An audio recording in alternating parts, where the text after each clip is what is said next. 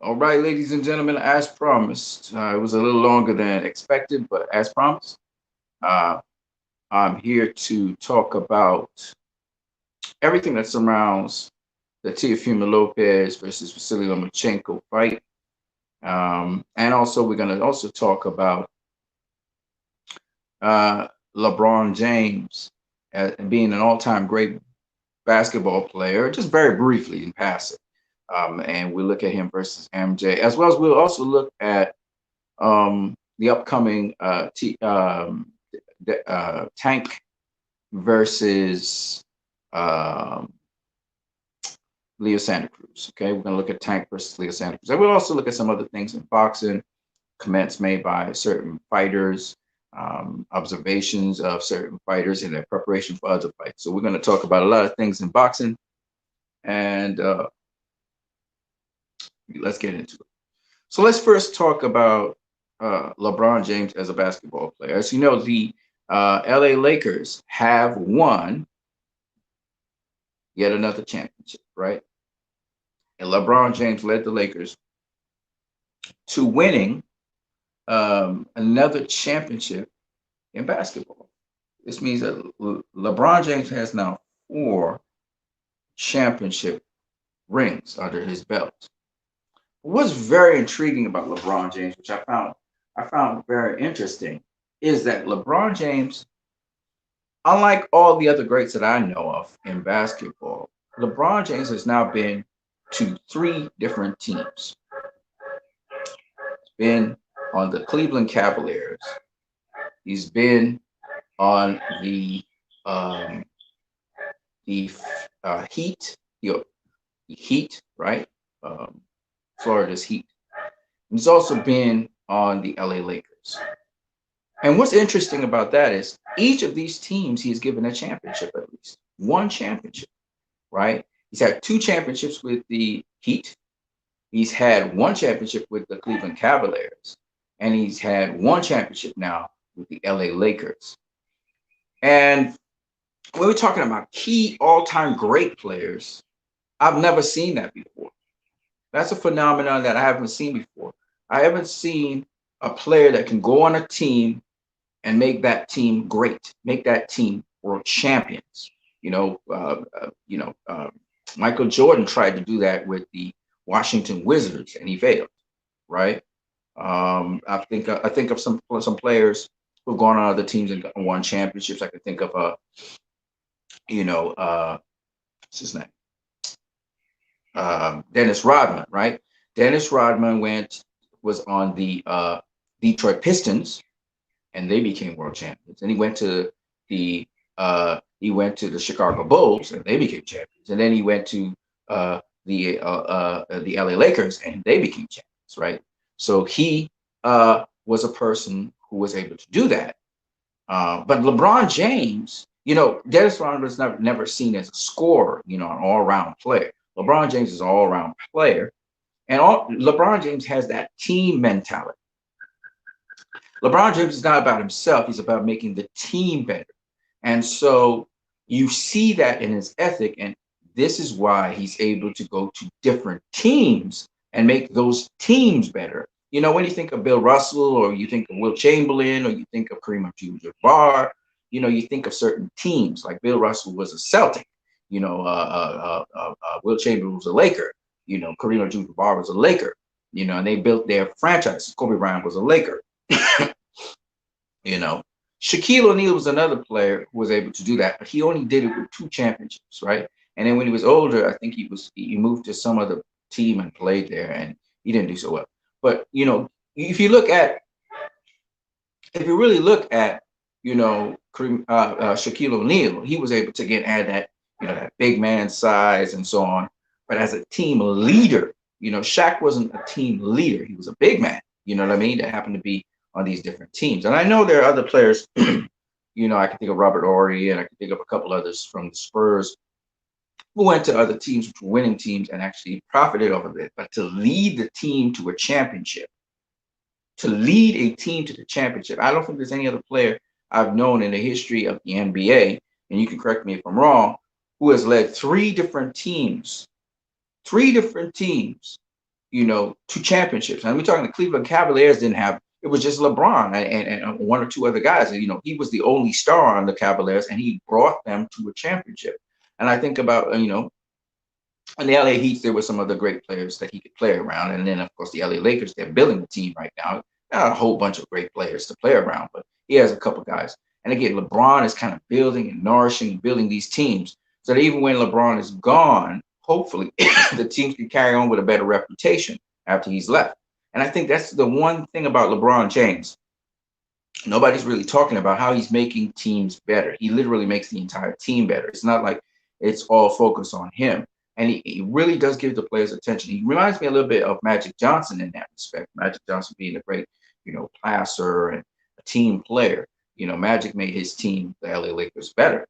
He played as a team. He didn't play as a single individual. And I think LeBron James, is a big power forward. He could play the role of a center or a power forward or a two guard or a three guard. Even though he can do all those different things, I think that what makes him really good, besides his all-around game, is that he's a team player. And so I just wanted to mention that as basketball is a team sport, it's not an individual sport. And now we're going to go to the individual sport, which is boxing. Okay. So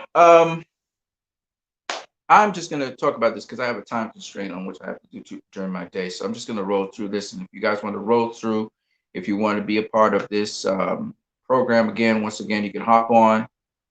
Just look at the link. The link's going to be in the chat section. I'll put the link down in the chat section if you want to hop on, because this is your time again.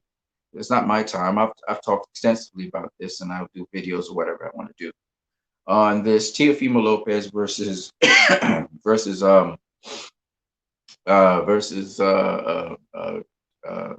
Lomachenko, Vasily Lomachenko, and everything that's transpired in the aftermath. So I'm going to just jump right into it. Whether you guys are viewing me or not, I'm just going to jump right into it. But before I do so, let me just put the link into the chat section so that you guys can jump on in the chat if you want to, or you can come right here and talk with me. Now, I know a lot of other channels have already discussed this in detail, and some of you guys are at work or wherever you are. But I'm going to get into it and talk about it a little bit, and then I'm going to call it a day on this venture.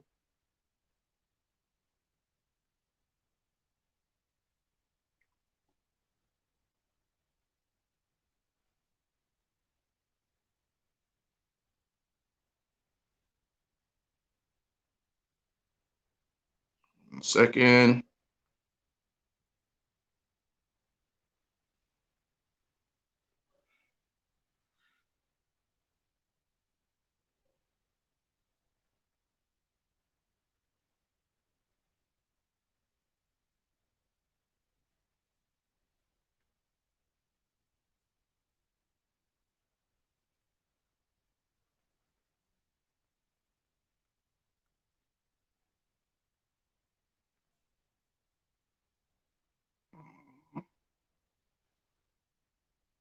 I never spelled that. There are different ways to spell it. Come on.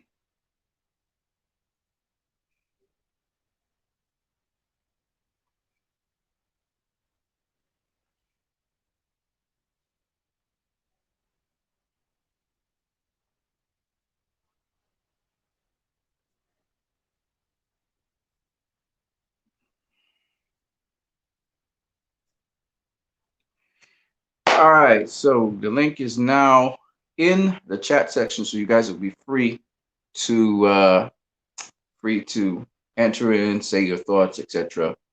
All right, so you can hop on as a guest. I'll allow you on the program. I'll see you in the guest little position there on my screen, and you'll be able to hop on and converse. Now, I know there are no notifications for this stream right now. I don't think a lot of you guys know the stream is on or not. Otherwise, you would have hopped on already. But hopefully the stream is picked up. Some people get to see. I'll wait for you guys for a few minutes. When it's 10 minutes in, I think I will begin talking about Teofimo Lopez versus Vasily Lomachenko, and we'll go into some detail about it. And I'll tell you my personal opinion about how I view Lomachenko as well as a champion. So we'll get into that.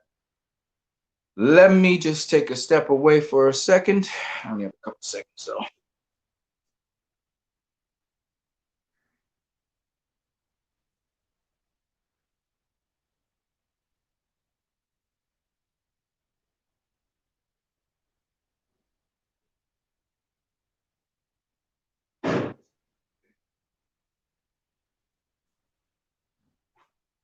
Okay, so time is of the essence. I got to get into it. Okay, so I'm gonna keep on rumbling. You guys can join in if you so wish. If not, well, so be it.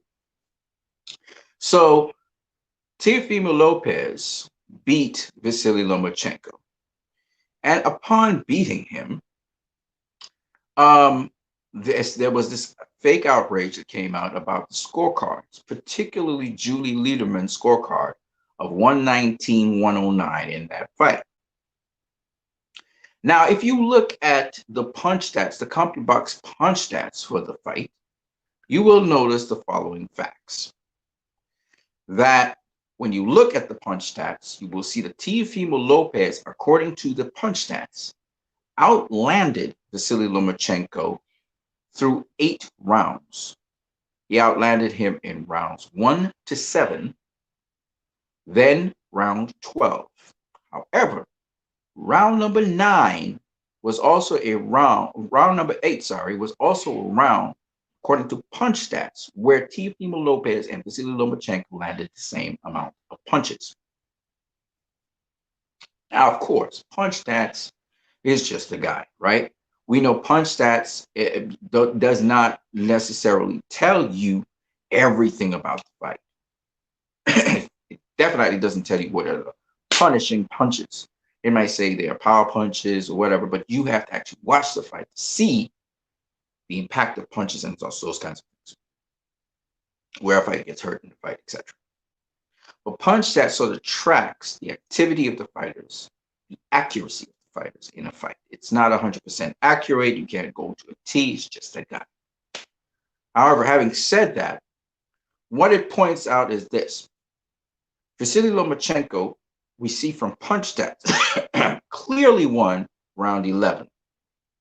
Vasily Lomachenko clearly, completely outlanded Teofimo Lopez. However, in the rounds previous to that, we saw that it was rather competitive. That even though Lomachenko outlanded Teofimo Lopez, that in fact Lomachenko had about the same amount of punches landed with Teo. What I'm trying to say is from rounds number 9 or even 8, let's go, rounds number 8 to rounds number 10 were competitive rounds. Round 11 was not a competitive round according to punch stats. Round number 12 was not a competitive round in the least by punch stats. In fact, that was a round completely dominated by Teofimo Lopez, both in terms of percentage punches landed. He was landing up half of the punches he was throwing, as well as he landed way more punches than Vasily Lomachenko, telling you that Teofimo Lopez dominated that round, emphatically won it, but also in addition, Teofimo Lopez was able to do something else. He was able to literally, and if you saw the round, you would see, hurt, wow, significantly hurt Lomachenko in that round, okay? Now, let's get down to business. While I'm talking, reflux is trying to harass me, and that's why I'm coughing like that. It's nothing to do with the cold. Now, what this shows us, though, is that Julie Lederman's scorecard, if you went and watched it, she gave all the rounds to Teofimo Lopez except for the 11th round. The 11th round was emphatically a Teofimo Lopez fight. And if you took those swing rounds, which would have been rounds 8 to 10, and gave them to Lopez because you felt that Lopez was landing the harder, more damaging shots to Vasily Lomachenko, you would get the result that Julie Lederman got. The thing that caused all this controversy and people saying that the judges' scorecards were so wide, by the way, I had a scorecard similar to Steve Weisman's scorecard, which was 117-111. I gave Lomachenko only 3 rounds in that fight. I gave rounds 11, 10, and 8. But having said that, and of course, Tim Chetham's scorecard was more like what most people got, which was 8 rounds to 4, saying that Teofimo Lopez basically without a doubt. He got the first 7 rounds and then the 12th. Now, having said that, anyway, I'm saying that what caused this controversy was Andre Ward's scorecard. And I love Andre Ward, but he clearly was either totally in awe of Vasily Lomachenko and his boxing and anticipating something happening, or it was that he was politically doing a politically correct scorecard to keep in line with what ESPN's promotion of Lomachenko was. And he was very cognizant that Lomachenko didn't win the rounds that he actually scored him for. Either way, Andre Ward's scorecard cannot be in any way, shape, or form correct with respect to 2 rounds, round number 2 and round number 7. Punch stats doesn't support what Andre Ward says. Punch stats show that rounds number 2 and rounds number 7 were clearly Teofimo Lopez rounds, because the punch stats show that Teofimo Lopez landed 3 times as much punches as Vasily Lomachenko in round 2, and 2 times as much punches as Vasily Lomachenko in round 7. And these, this is so because, as you can see, during the duration of round 2, according to Joe Habib from his channel, shout out to Joe Habib, Vasily Lomachenko did not throw a single punch for 2 minutes of that round. All that time, Teofimo Lopez was busy being active, being the aggressor, walking down Teofimo Lopez, landing some body shots and landing some jabs on Teofimo on Vasily Lomachenko, and Vasily Lomachenko was doing nothing. He was active within the last 30 seconds to a minute of that round, in which he threw a flurry, one flurry, in which he landed probably 1 or 2 shots. I think it was a 5-punch flurry. He did catch Teofimo Lopez with a nice sharp jab, but other than that, I don't think he caught him with anything else.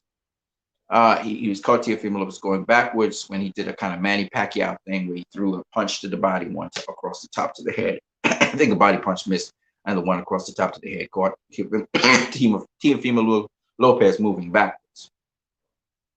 Now, why this is important, I believe, and something I want to talk about is because a lot of times people have anticipation and expectations for certain fighters. And I truly believe that Andre Ward was in the camp of, oh no, Lomachenko's going to win this fight. Okay. And I believe his bias early in the fight showed in the 2nd round, where he felt that Lomachenko was being Lomachenko for a minute. And so he took that round. Because if you look at what happened after that, nothing happened. You know, Lomachenko and Ward gave those rounds to Lomachenko. So what was the difference between the 2nd round and all those other rounds? Nothing.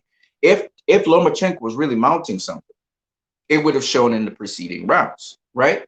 It would have shown that he wasn't in check, that that Lopez wasn't in control, because Lomachenko would have taken the momentum of the fight and he would actually have started doing something. That did not happen. So I can't give Lomachenko round 2 if he didn't do anything in rounds 3, 4, 5, 6, and 7. He did nothing, right? And so I think Andre Ward, in anticipating what Lomachenko would do, and he believing in the confidence that Lomachenko was this great master and Teofimo Lopez couldn't outbox him, I think in that regard, I think that Andre Ward actually started to misjudge what he was seeing. His eyes were seeing one thing. He was seeing all the work that Teofimo Lopez was doing in the round, but you would listen to Joe Tessitore, and he's only talking about Lomachenko.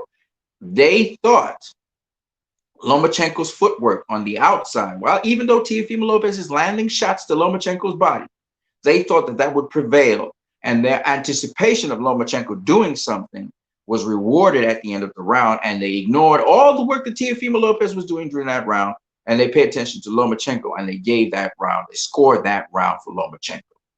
But we see factually from punch stats, that was not the case. Okay, that was not the case. Again, I invite you guys to come on here if you so wish. If you're watching this video right now and you're in the chat section, you can leave comments in the chat section, or you can actually jump on here, say your piece. I will be quiet for a minute, and then I'll go back to what I have to say. afterwards. But I want you to say your piece. If you want to say something, please feel free to talk. This is a channel on which I'm not going to label you a Loma fanboy or a Teofimo Lopez fanboy, even though I do say it sometimes deductively based on how people behave in other groups. Like I deduced that you definitely a Loma fanboy, and the guy went off on a tangent, and I just left him alone because I don't believe in antagonizing people, even though it's very amusing and I can do that. And you know, I'm very good at antagonizing people if I want to and instigating things. I don't really believe in that. I believe in people being able to be educated about boxing, that we can have a sensible conversation. You can express yourself and your feelings and how your takes on things, and then we can go from there. I want something constructive. I don't want something destructive. I'm not me versus you or anything like that. All right. So going back to what I was saying. So that I believe Andre Ward's scorecard, which was not off from the general perspective of things, except he gave 2 rounds to Loma that really were not deserving. Loma did not deserve those 2 rounds. The 7th round was not deserving of Loma either, right? And again, punch stats show this. Now, I'm not saying that punch stats is the be all and end all, and to the last punch, these guys got it right. But I'm saying it shows a pattern. It shows a trend. And what I'm trying to say to a lot of boxing fans out there is, I don't care who you were a fan of, right? I was a fan of both fighters, right? I was a Loma fan. I said was a Loma fan. I'm not much of a fan of Loma anymore after seeing what he's done, and I'll tell you why. But I cannot downgrade his accomplishments, and I will not downgrade his boxing. Okay, much better accomplishments than Triple G, much better boxer than Triple G. But what I will tell you is this, and you know how I feel about Triple G. Definitely overrated guy. But what I want to say to you guys is that that sometimes fans get caught up in the hype. Sometimes again, they're not caught up in the hype. They're actually seeing what is really going on. I'll give you an example of what I mean because I'm going to mention a name that Lomachenko has been attached to. 2 names actually. I'll mention. I'm not just going to mention one. I'm going to attach 2 names to the premier guys in boxing: Manny Pacquiao and Floyd Mayweather. They attached his name to these 2 guys. And they were so hyping him up that they said that he would beat Manny Pacquiao, he would beat Floyd Mayweather. And this is the thing that really got me. And why I'm not happy about certain things. Where Manny Pacquiao offered to face Vasily Lomachenko at 135, 140, 135, Vasily Lomachenko said he don't want to face Pacquiao. He's too big, whatever. And I thought to myself, so why are you hyping up this guy like that? If Pacquiao's right there, he's existing in your era. Everybody's claiming you're better than Manny Pacquiao, right? He's actually an active boxer. You can make that shit happen. You could have made that fight happen, Lomachenko. Former top-ranked fighter. Claiming he's better, but you don't want to face him. So you want to get the credit, but you don't want to face the guy. You want to live off the guy's name, but you don't want to face him. That's my thing. This is my problem with this boxing game. It's a lot of punking. There's a lot of punking. Guys like to punk, but they don't want to face the facts. When the rubber meets the road, they don't want to face up. Okay? And they got these fans fanning that kind of punkness. A lot of punk stuff going on. Because the fans are all up in their emotions. Either they don't like this fighter or whatever. And we all know what would happen if Pacquiao faced Lomachenko. We all know this. And it has nothing to do, and I'm going to say it again, it has nothing to do with how good or bad Lomachenko is as a fighter. He's a textbook fighter. He's good in certain respects. But we all know Pacquiao do some things Lomachenko just don't do. He just do stuff that Lomachenko just don't do. He got that X factor. He's got that X factor. He does the same things as Lomachenko. They go weak side. They fight in the middle range, right? They go around their opponents. We know this. But it's something Pacquiao does that Lomachenko don't do. Pacquiao is somewhat unorthodox in what he throws. Pacquiao will be going this way, and he would throw a punch way over here. Tell me if I'm wrong. Tell me if I'm lying. Pacquiao catch you with a 1-2, and he going this direction. He not even looking at the punch, right? Pacquiao throw that overhand left, that no look overhand left. Come on now, that's some weird stuff. Just come out of clear blue sky, boom. Pacquiao's weird like that, right? He really does have some awkward angles he throws, you know, and that's just Pacquiao. No look, no look jab. He hits you with a no look jab. He be moving this way and he jabbing that way. You like, what just hit me there? Because he's unpredictable like that, right? That's Pacquiao. He's not always classically trained. And so because of that, because he's a fighter and because he's not classically trained, there's just certain shots that you can't train for, you know. So the best thing to do is keep him at bay with certain shots. Because that's Pacquiao. And Loma don't have that. Loma is textbook. He doesn't have that. Okay. Shout out to Sergey Sokolov. Says, oh, Pac-Man. Yeah, man. Pacquiao, come on now.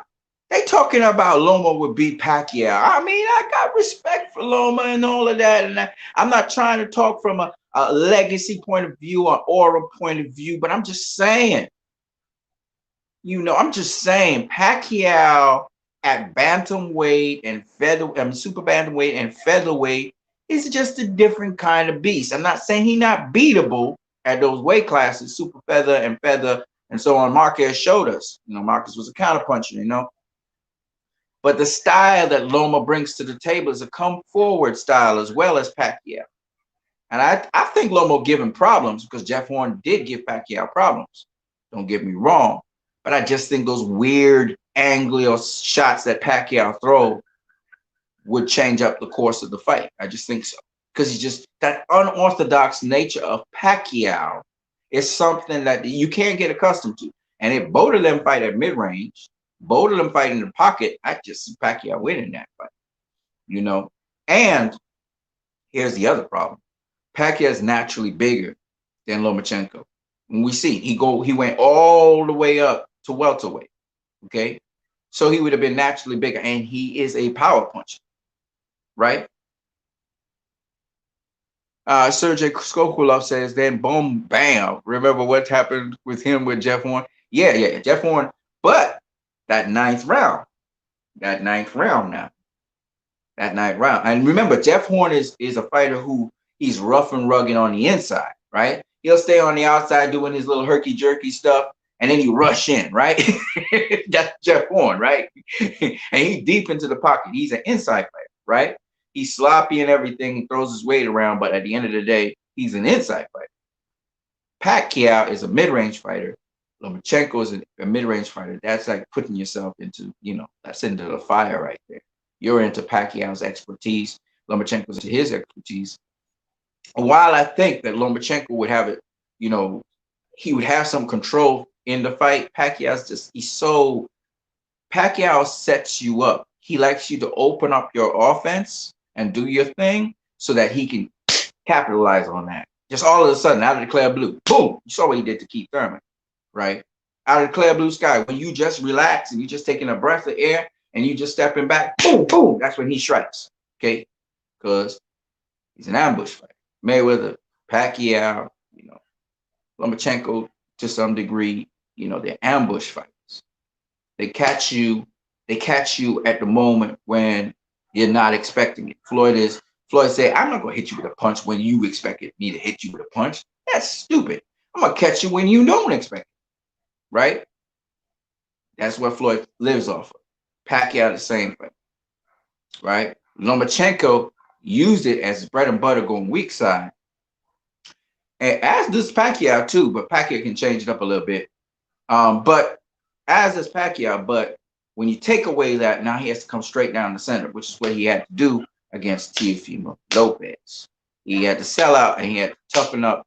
And he did it also against Luke Campbell. Lomachenko also did it against Luke Campbell. Loma versus Lopez give me flashbacks with the fight with Rigo.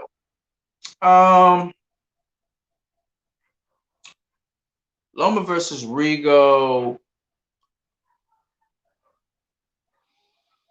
Loma versus Rigo was kind of similar in some regards, but Rigo would never fought at feather, right? I think it was featherweight, right? And I think Rigo was a super bantamweight, right? So what, Rigo was a super bantamweight. Wait, no, I think they fought at super feather. I think they fought at super feather, right? Those two weight classes up. And Rigo had never fought at super feather, right? Right now, Rigo's not even fighting at super bantam. He's fighting at bantam, right? So Rigo's a guy that's calculated. And what he was trying to do was figure out a way to deal with Lomachenko. I just think Lomachenko outboxed him, period. And was beating him up. And Rigo was like, shit, no, hell no. I'm not going to get knocked out. I need to preserve my career. I'm an old ass man. And Rigo was old at the time. I'm an old ass man. I want to make some money. So he said, I quit. And he was done with that. Right. And Loma was just too much. Loma was just too much for him. You know, going around him, circling him, going weak side, coming back on the other side. And then, you know, Loma could take his shots, you know. So Loma was too much for Rigo, period. And there's no excuses. He outboxed Rigo. He made Rigo look like he was ordinary. He confused Rigo. You know, when Rigo do that spin move, you know, that little spin move he usually move, Loma wait for him to pause and then hit him with the head, bam. So that's it. That was that fight. And Rigo's one of his best wins. Rigo's one of his best wins, and Rigo's a hell of a fighter, right? Let me see what Sergey Sokolov is saying here in the comment section. Let me put it up on the screen for you guys. So Loma versus Lopez, as Sokolov was saying, gives some flashbacks of Loma versus Rigo. I don't really see that. I see more like Loma versus Lopez reminds me of Mayweather versus Pacquiao because of the kind of fighter we're talking about. Rigo was a outboxer. Rigo didn't fight in the pocket, but he allowed Loma to get into the pocket, and that was it. That was it. It was over, right? And he really didn't have the power to keep Loma off of him anyway. So, it's some kind of vengeance from Bob Arum. Okay, I see where you're coming from. From that angle, yes, I see that. Yeah, I can see Bob Arum using Loma and feeding him to Teofimo Lopez. You know, Devin Haney wanted the first piece of that, right? Devin Haney was like, the only person who wasn't pursuing a Loma fight was Tank. Even though Tank went up to lightweight, I think, to get a Loma fight. I think that, like you said, Sergey Sokolov, you know, I think he was food. These guys, these kids was looking at him like food. They like sharks in deep water, and they're like, okay, get me some Loma, you know, because I think a lot of them knew that Loma's best days were behind him, right? His best days was in the amateurs. When he came into the pros at, what was it, almost 30 years old, you know, he came into the pros 20 something, I think in his mid 20s. You know, he still was in his prime, but basically Loma's, as we can see, and we're going to talk about that, Loma's pretty much at the tail end of his prime, you know, because we hearing about arm injuries and hand injuries, and he talking about retirement. You know, Loma looked like he want to put some Bengay on stuff and just chill out. You know what I'm saying? Or relax and say, hey, you know what? I had a hell of a career. He about to call it a day. You know why? Because all he got to face now is youngins. Young, strong, young champions. He wasn't facing youngins like that. You know what I mean? He wasn't facing these youngins. And he know he gonna be shark food for them youngins. That's what gonna end up being. And he ain't about to go that way. He ain't about, he's a winner. He didn't want to just get beat, fight after fight after fight. You know what I'm saying? So Loma made bad decisions, made a deal with Bob. I don't think so. I think Bob wanted, Loma was his boy. Bob wanted Loma, and he wanted to carry Loma's far. You saw what ESPN was doing for Loma. They were doing great things for Loma. They was erasing his loss and giving him an O. They was hyping him up as pound for pound #1 in the world, and we all know he wasn't. And you know, they was really hyping his ass up. You know what I mean? And the thing about it was, when they left him alone, he was earning his merits. He was beating dudes. You know what I mean? He was earning his stripes. And I used to look at Loma and say, look, see that dude? That's the real deal. See, Triple G, he overhyped. Kovalov, he worked for his. Let me tell you the guys who work for that stuff. Loma and Kovalov worked for this stuff. Triple G was living off a hype. But them dudes, Kovalev and Loma, you can't say nothing about it. You know why? They faced the very best that there was available at the time. All right, that's the real truth. I mean, there were different circumstances under which they faced them, but that's excuses. I don't want to hear about it. They beat the best that was out there. Okay, he didn't beat Salido, and Salido was a world champion. Let's not forget that he got stripped of his title on the scales, but he was a world champion when Loma faced him. So, look, his first fight, Loma faced a guy who was not a world champion but had good back. He was a contender.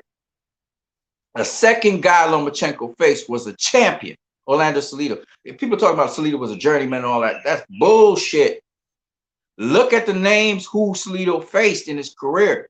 Salido faced Marquez. Salido faced what's that kid from the kid that got beat eventually? Shit, man, I can't remember. He faced Marquez anyway. He faced the kid that beat Marquez, the bald head kid. I forgot what his name is.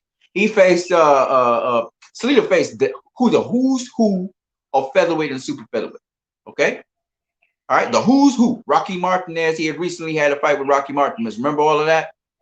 And Rocky Martinez was the guy at featherweight and things. Salido faced the who's who in boxing. He was not a journeyman, even though people say he was a journeyman. You can't be a journeyman and be champion. And he was multiple-time world champion. People forget this. So Salido was no joke. Salido was no easy opponent for Lomachenko. Let's be real. See, I'm not a fanboy. I keep on telling y'all this. I'm not a fanboy. I really love boxing. And I'm gonna tell you the truth, even though I don't like Loma no more. But that has nothing to do with it. I have to tell the truth. Okay, I don't like his personality. I don't like him as a person. Okay, he showed us who he really was after his loss. And everything that Tio, everything that Red Cat's been saying, everything that what's this kid? Shit. The kid who's right now the super featherweight champion of the world that just beat Tevin Farmer. Him, Jojo Diaz said, all them kids, because they approached Loma and they got the treatment for it. They got the treatment for it. So we now know how Loma's behaving right now is exposing who he really is. And it's one thing, see, this is another thing that a lot of people don't understand. See, Mayweather, people feel that Mayweather was arrogant and haughty and all these things. He was a humble dude. He never used to treat youngins like that. He never used to treat guys who yeah, okay, there may be young lions that might come up and eat him eventually, but he never used to treat him like that. He used to treat him with respect, treat him nice, understand that he could be food on their dinner table and their dinner plate. He understood that. But he treated him good.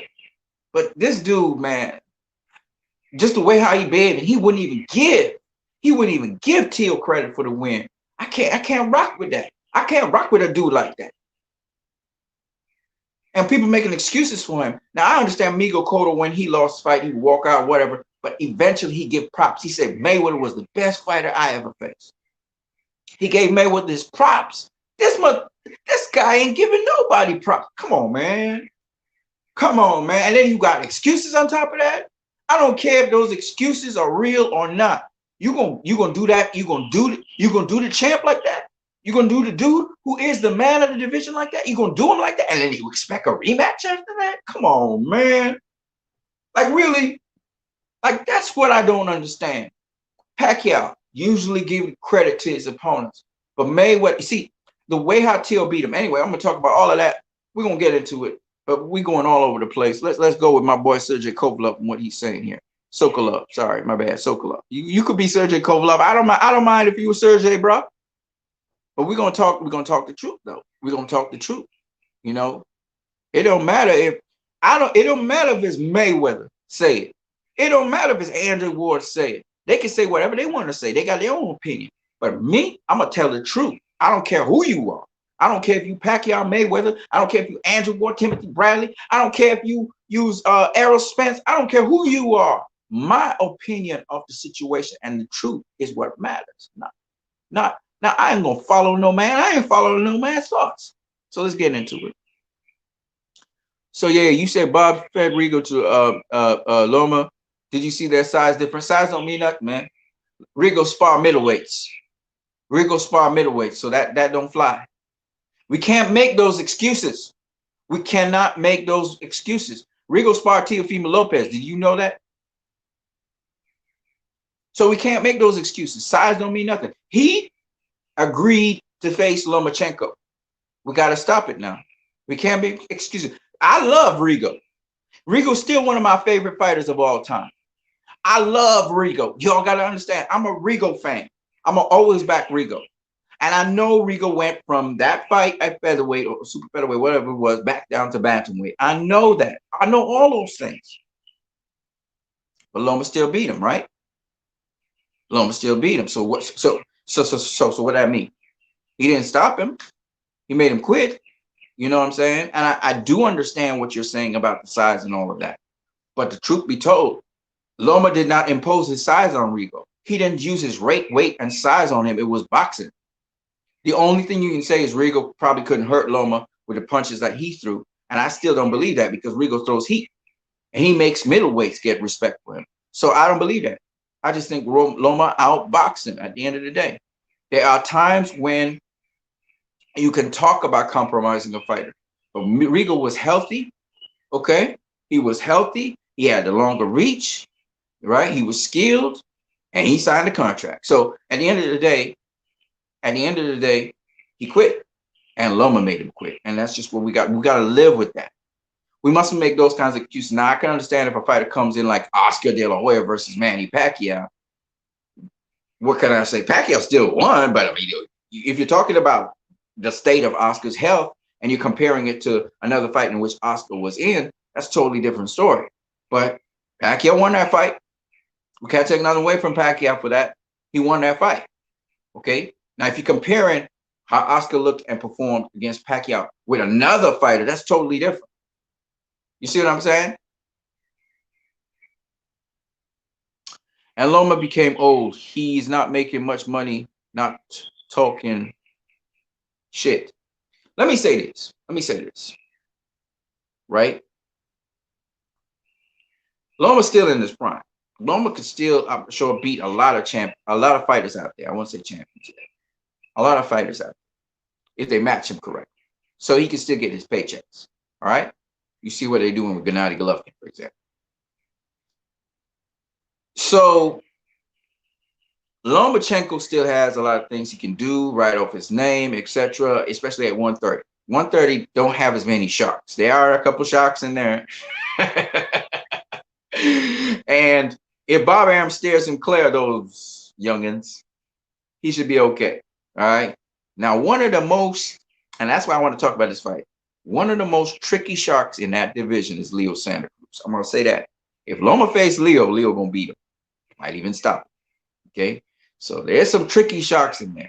We got Tank Davis in there. Tank Davis is a dangerous shark. You stay clear of Tank. Okay. I know I'm encouraging a fighter to duck other fighters, but at this stage in his career, we're talking about almost at the end of his prime, post prime. We're talking about right now. This guy got a lot of He got a lot of mileage on him. Even though it's mostly 3-rounders that he was doing in his career, most of his time he was doing that. Right? He's more an amateur guy. Right? At the end of the pros, try to be faster. Now it's credit to Loma if you go 2 to 5 because he can get more pay. The more he does, more high-profile fights, is the more he gets paid.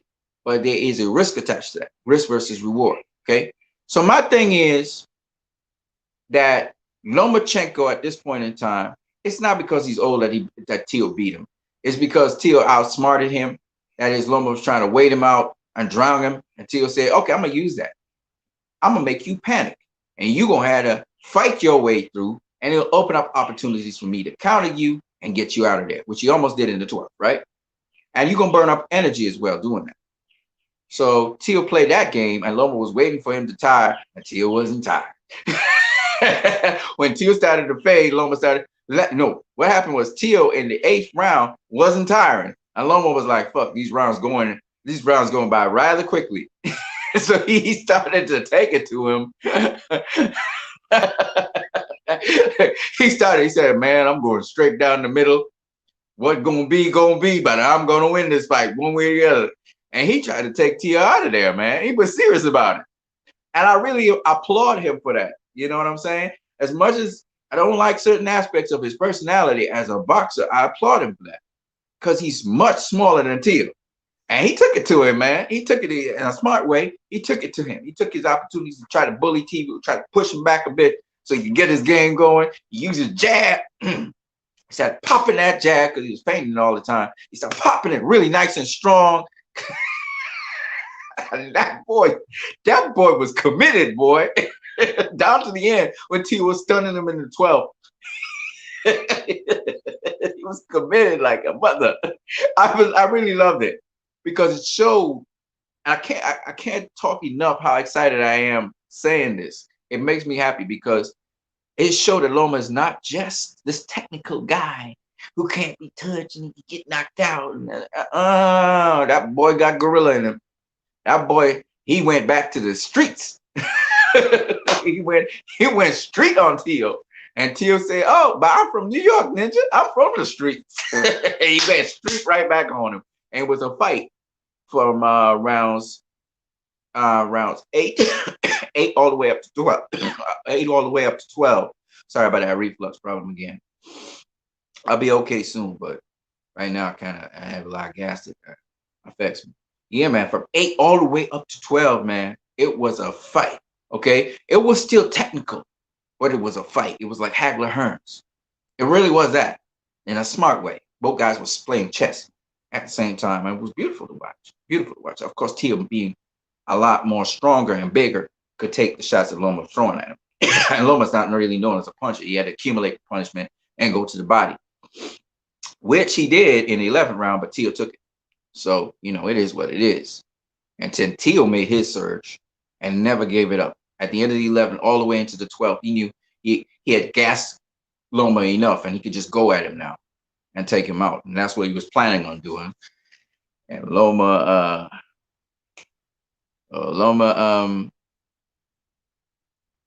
got some breaks, man. But that boy is street. Loma is street. He started using his head and shit.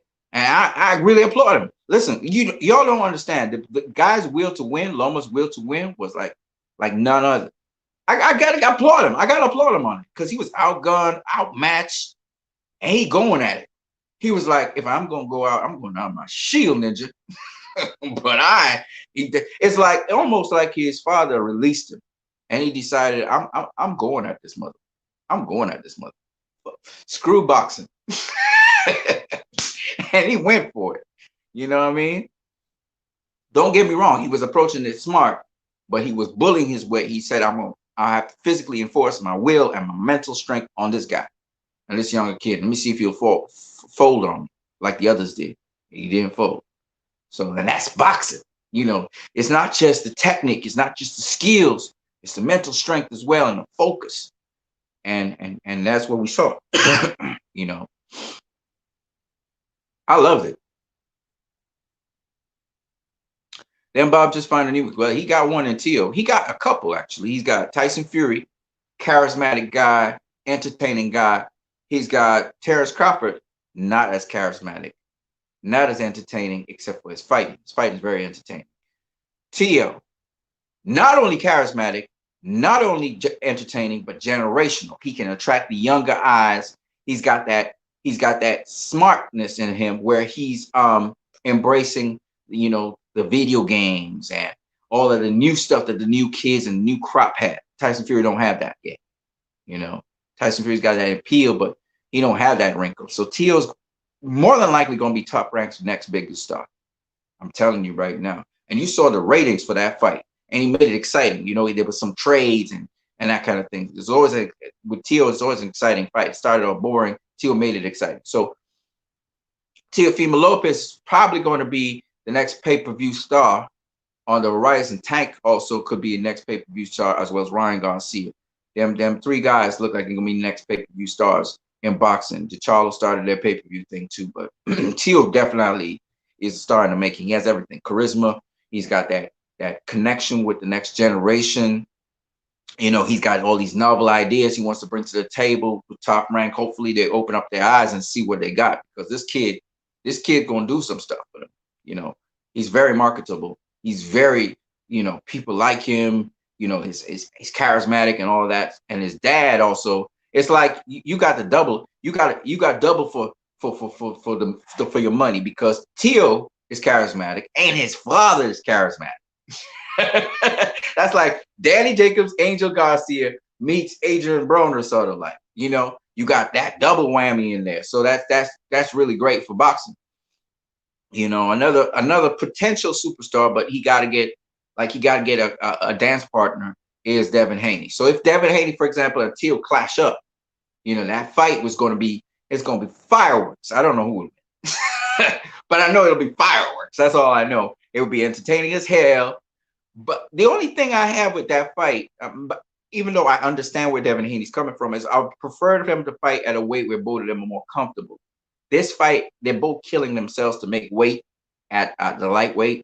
So I hope that Teofimo Lopez thinks about this whole thing through, and Devin Haney thinks about the whole thing through, and I hope that they make an agreement with each other when they will want to face each other. Because when they do, even though they're both champions right now, Devin Haney is Teal kind of erased the franchise belt. If you think about it, kind of consumed it up into one section.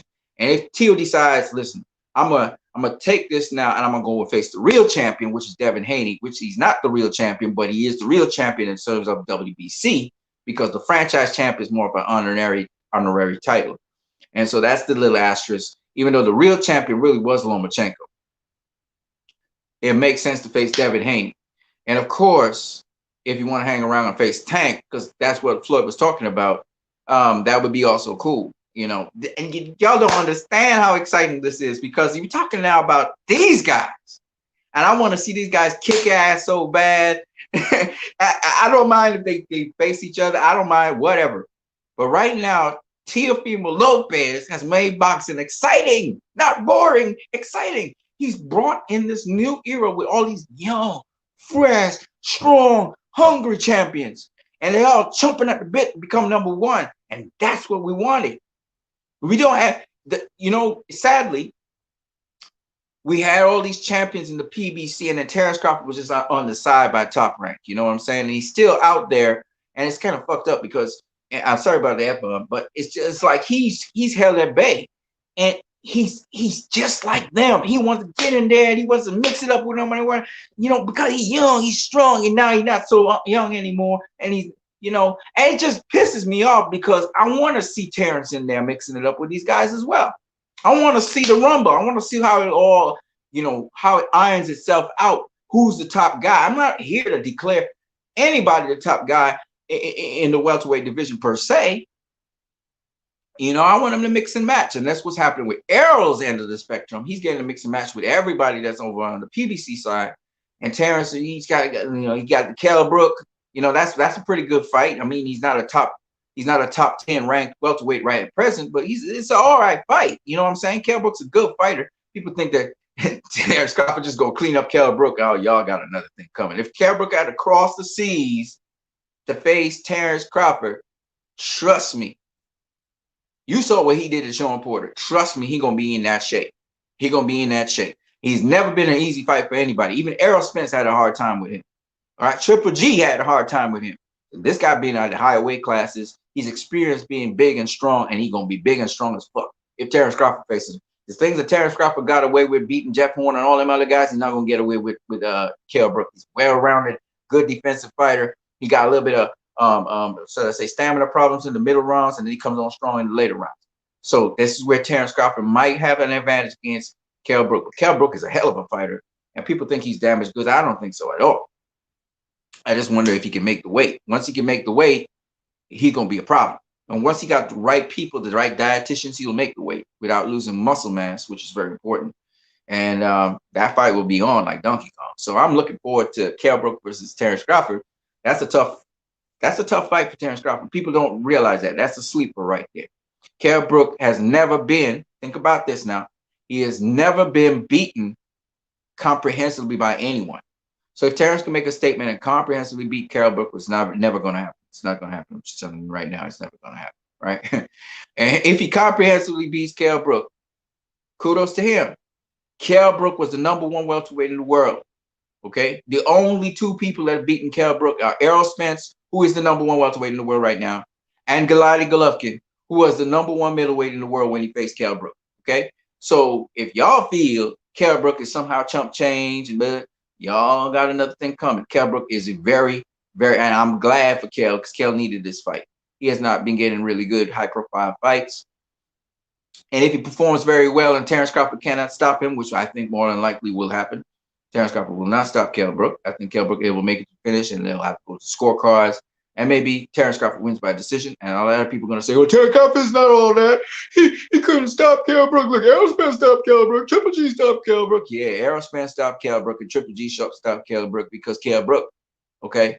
Kell Brook, Kell Brook, for whatever reason, Kell Brook was broken down, okay?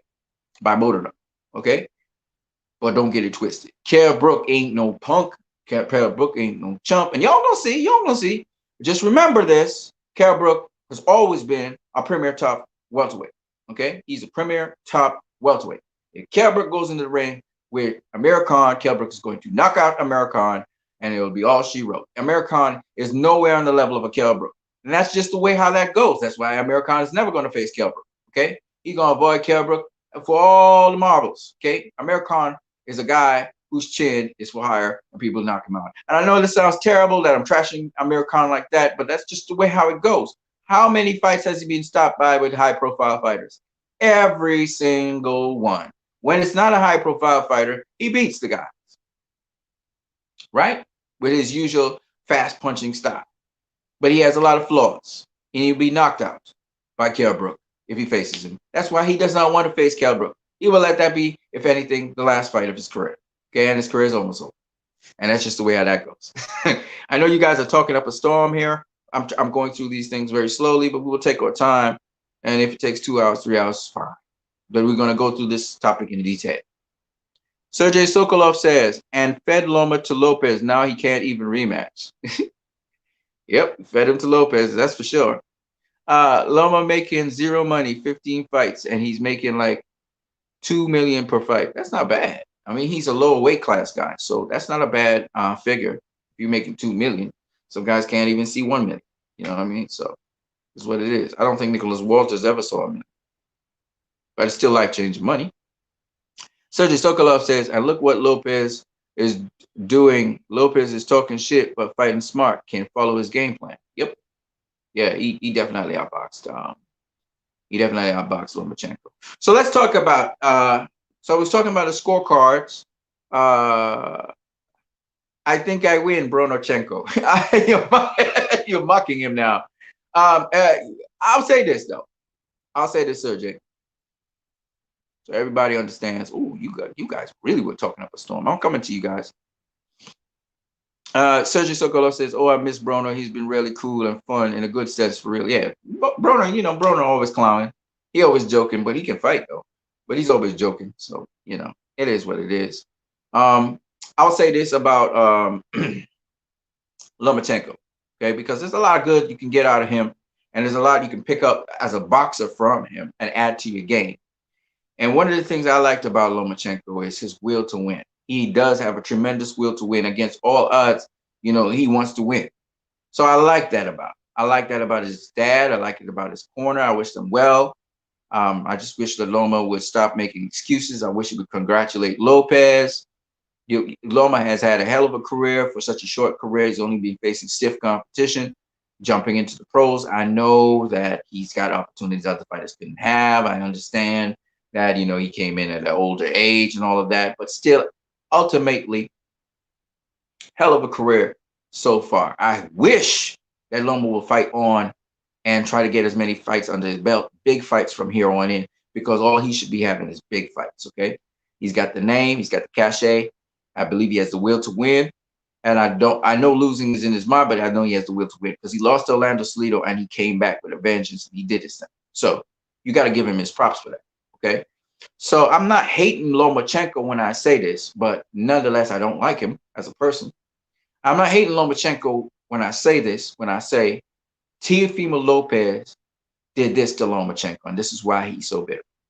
He outboxed him. That's one. When everybody thought that Teofimo Lopez could not outbox Lomachenko. And Lomachenko knew this in advance. He knew that Teofimo Lopez could box because you saw him say it's going to be a chess match. The second thing that he did was outsmart Lomachenko. They had a game plan, And their game plan was to wear out Lopez, and Lopez took that game plan, flipped it on its head, and he let Lomachenko wear himself out, and he almost knocked him out in the 12th. Those two things hurt Lomachenko so bad. And remember, Lopez is shit talking him. Oh, he ain't nothing. Remember, Lopez said, "You ain't nothing but to me, right? Spit to me, right?" So I'm just saying, he hit Lomachenko with all that. He motivated him to want to fight and everything. And after all of that, he lost the fight. So obviously, Lomachenko right now, he's still pissed. Okay, and he couldn't let bygones be bygones because Lopez made him look like he was nothing, and made his all these great angles and all this stuff. Lopez just made him look ordinary, right? And so as a result of that, Lomachenko and all his fans are so shocked and hurt right now that they still to this day cannot accept that Lopez have won. That's why people are calling for a rematch so much. Right now I'm doing 2 polls on 2 different groups, and the majority of people are saying there's no need for a rematch, but you still got a significant portion of people asking for a rematch. And it's told me, whoa, they got a lot of Loma fans out here. So I'm gonna pose this question to you guys, and you guys can talk about it. What do you think of a rematch, and why do you think it's necessary, if you think it's necessary to have one? And then I'm gonna talk to you all about something else. Let's go to some other guys in the comments, so you guys can say your thoughts on that. The boxing scientist says Tio and his father was right about Loma. Yeah, they definitely were, bro. They definitely were. In terms of personality, he's conceited.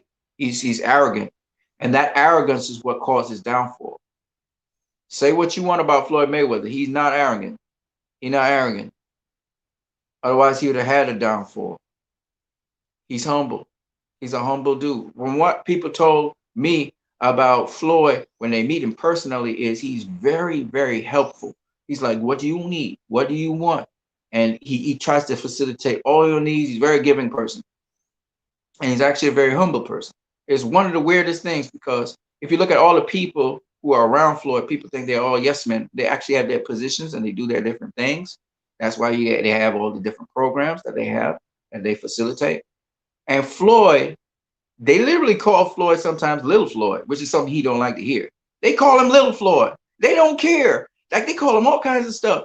Floyd holds the whole thing together because of his income and what he brought in and his cachet and his name. He holds this organization, which all these people are involved in and hired under him together. And they still treat Floyd, they don't disrespect him, but they still treat Floyd like he's one of them, like he's family. And, you know, Floyd isn't seen as, oh, no, we're going to now kneel on hands and feet with Floyd. No, they treat him anyhow out. And Floyd, but you know, Floyd's very competitive and he shit talks. So they shit talk Floyd, he shit talks them back, and that kind of thing goes on.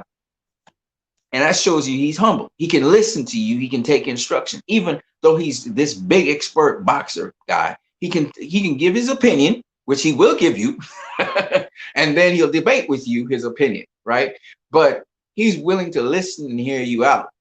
As much as he has a lot of flaws, he's not that kind of egotistical egomaniac like that, where he could get blindsided and then get destroyed.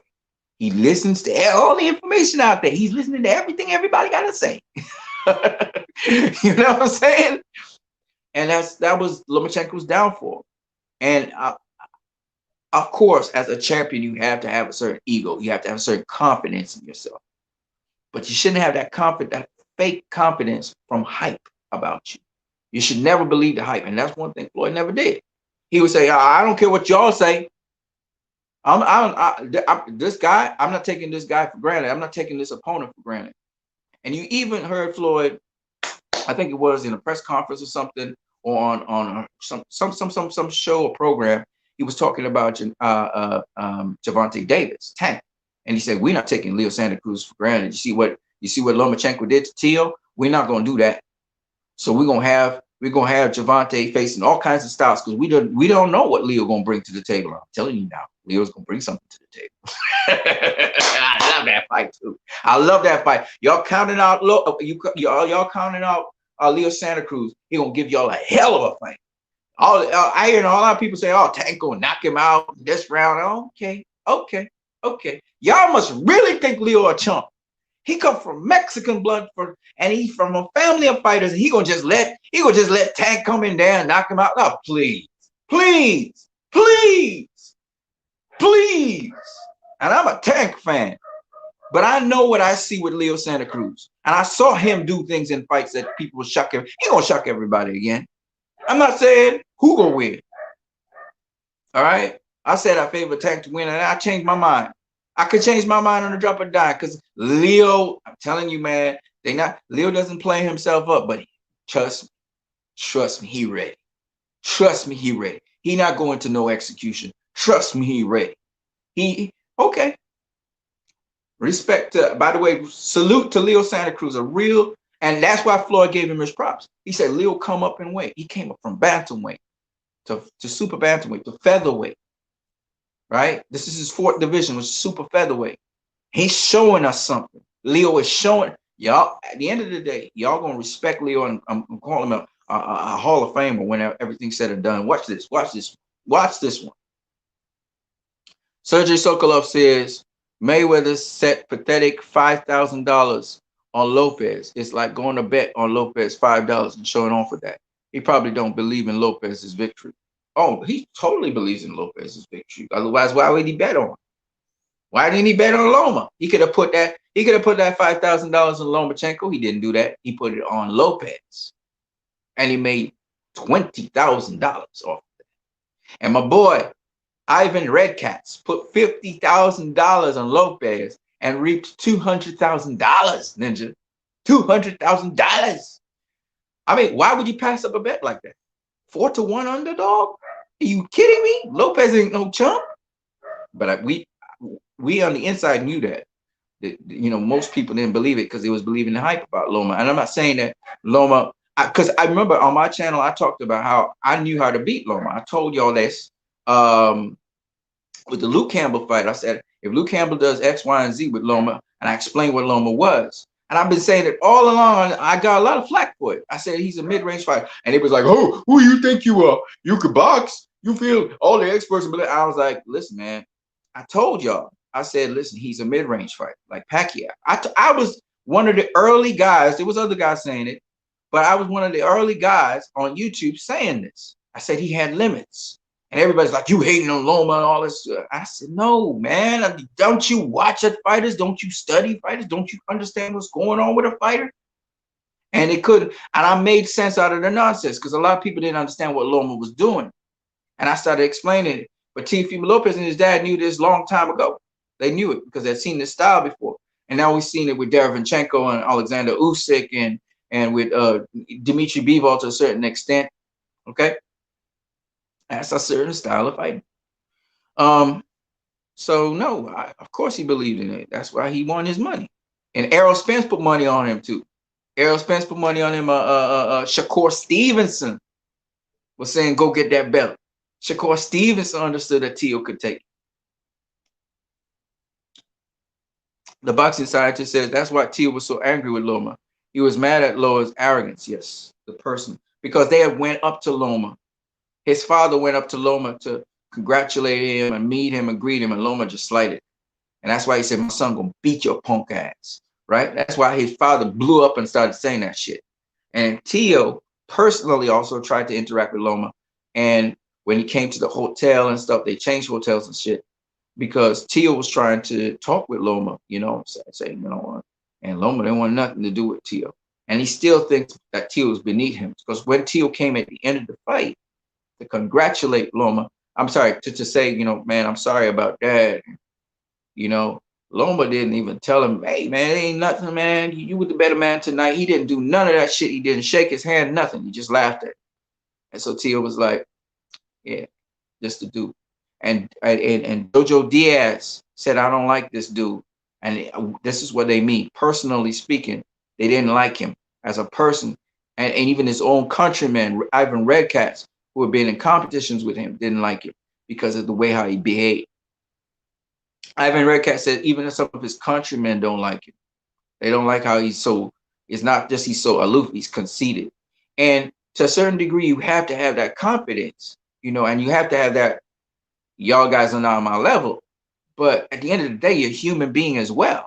You know, you don't have this fake, you're not on my level. You understand what I'm saying? Where you put yourself up there. It's because of your skills and abilities, what you could do in the ring. That's what makes you know You know from all your training as far and all that shit, you know that what you've been putting into the game that makes you have that confidence that them guys ain't ready to mess with you because you've been the hardest working mother out of there. I don't want to cuss. The hardest working person out there. And on top of that, you know those people are not going to the lengths that you're going to because you're outworking all of them. That's where Floyd's confidence came from. That's why he said, ain't nobody out here that could beat me. That's why he could say that. Because he knew what he was putting into himself. And if you ever watch boxers train, shit, I ain't even trying to do. I just be exhausted watching what they doing.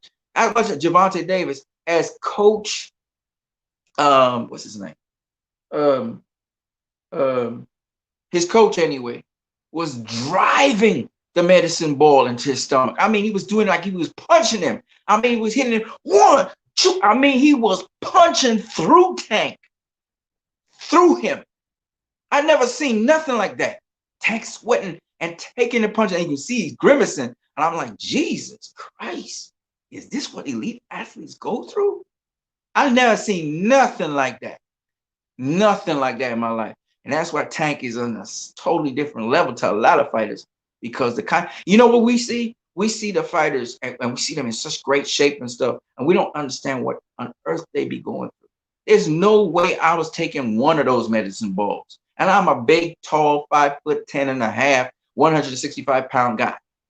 There's no way I was taking that. That first medicine ball ruptured something inside of my body in terms of tissues and organs. The way how he was driving that's some body shot. That's ridiculous, dude. And they be driving it into your sides too. And I'll be like, Jesus Christ. That shit is unbelievable. That's why these guys don't get knocked out. You know, that's why they're so tough. The training is ridiculous, man. Anyways, man, boxing scientist, shout out to you. Sergey Sokolov says, what can you say about Lee Selby? Lee Selby, I mean, he's not very strong.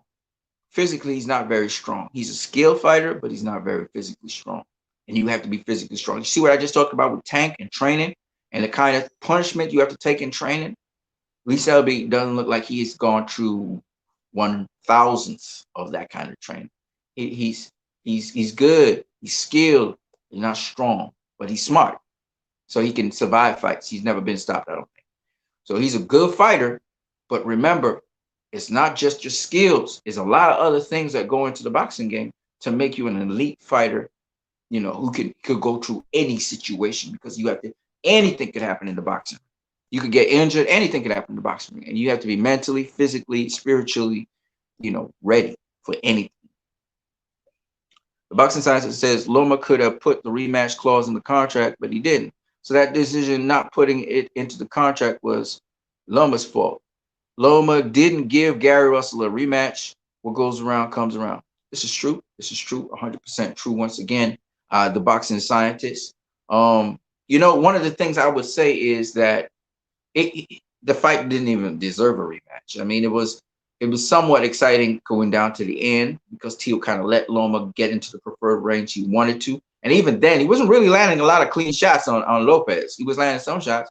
I mean, in the 11th round, he landed some combinations up top. But again, because Loma don't really put a lot of leverage into shots, more speed into the shots, he really wasn't doing anything to Lopez in his head. Where he was harming Lopez mostly was to the body. That liver shot that he hit Lopez with in the 11th round was, and then the referee came in and stopped the fight. I wanted to see what had happened right there, but you know, the referee kept on coming in at certain moments, key moments in the fight, where it could have dipped one way or the other, and he stopped the thing. And I was like, God damn, referee. You know, boxing scientist says Tank's coach name is Calvin, right? Calvin Ford, man. Calvin Ford, that's right. That's right. That's right. And you talk about sharks in the division. So in super featherweight, we got some sharks, and in lightweight, we got a lot of sharks. Okay.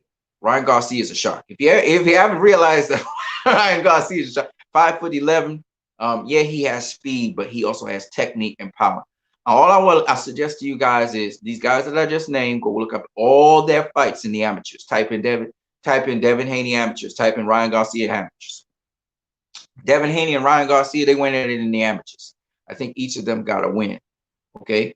Um, uh, just so you guys know, the welterweight champion of the welterweight, one of the welterweight, strong welterweight growing guys, Virgil Ortiz, Ryan Garcia got a win over him in the amateurs. I mean, he beat him like it was nothing. Okay, so if you haven't seen what Ryan can do in the ring, all right, because a lot of y'all, a lot of y'all think he just Speedy Gonzalez. No, he got skill, technique. I mean, he got a lot of technique and skill. He's strong. He's tough. He can take a punch. He's just big and long, strong. He's wiry, but he's strong. He's a very strong guy. And how we know this, Rolly Romero was not able to drop him, and he got caught flush with some shots from Rolly Romero, busted up his nose and everything. And he wouldn't go down. Okay, so if y'all fear Ryan Garcia, Ryan Garcia is a shark at lightweight. Okay, let's just leave it at that. Another shark at lightweight is, of course, Devin Haney. He's a nasty shark because he can do many different things.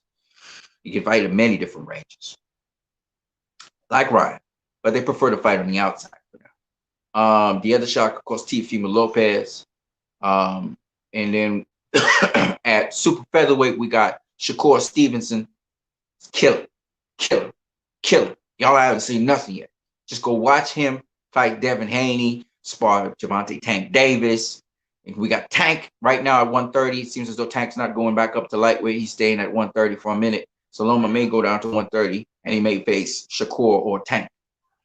And then we got some other up and comers sharks coming up. We got shit. I forgot some of them.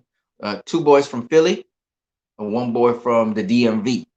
There are two boys from Philly and one boy from the DMV coming up. Okay.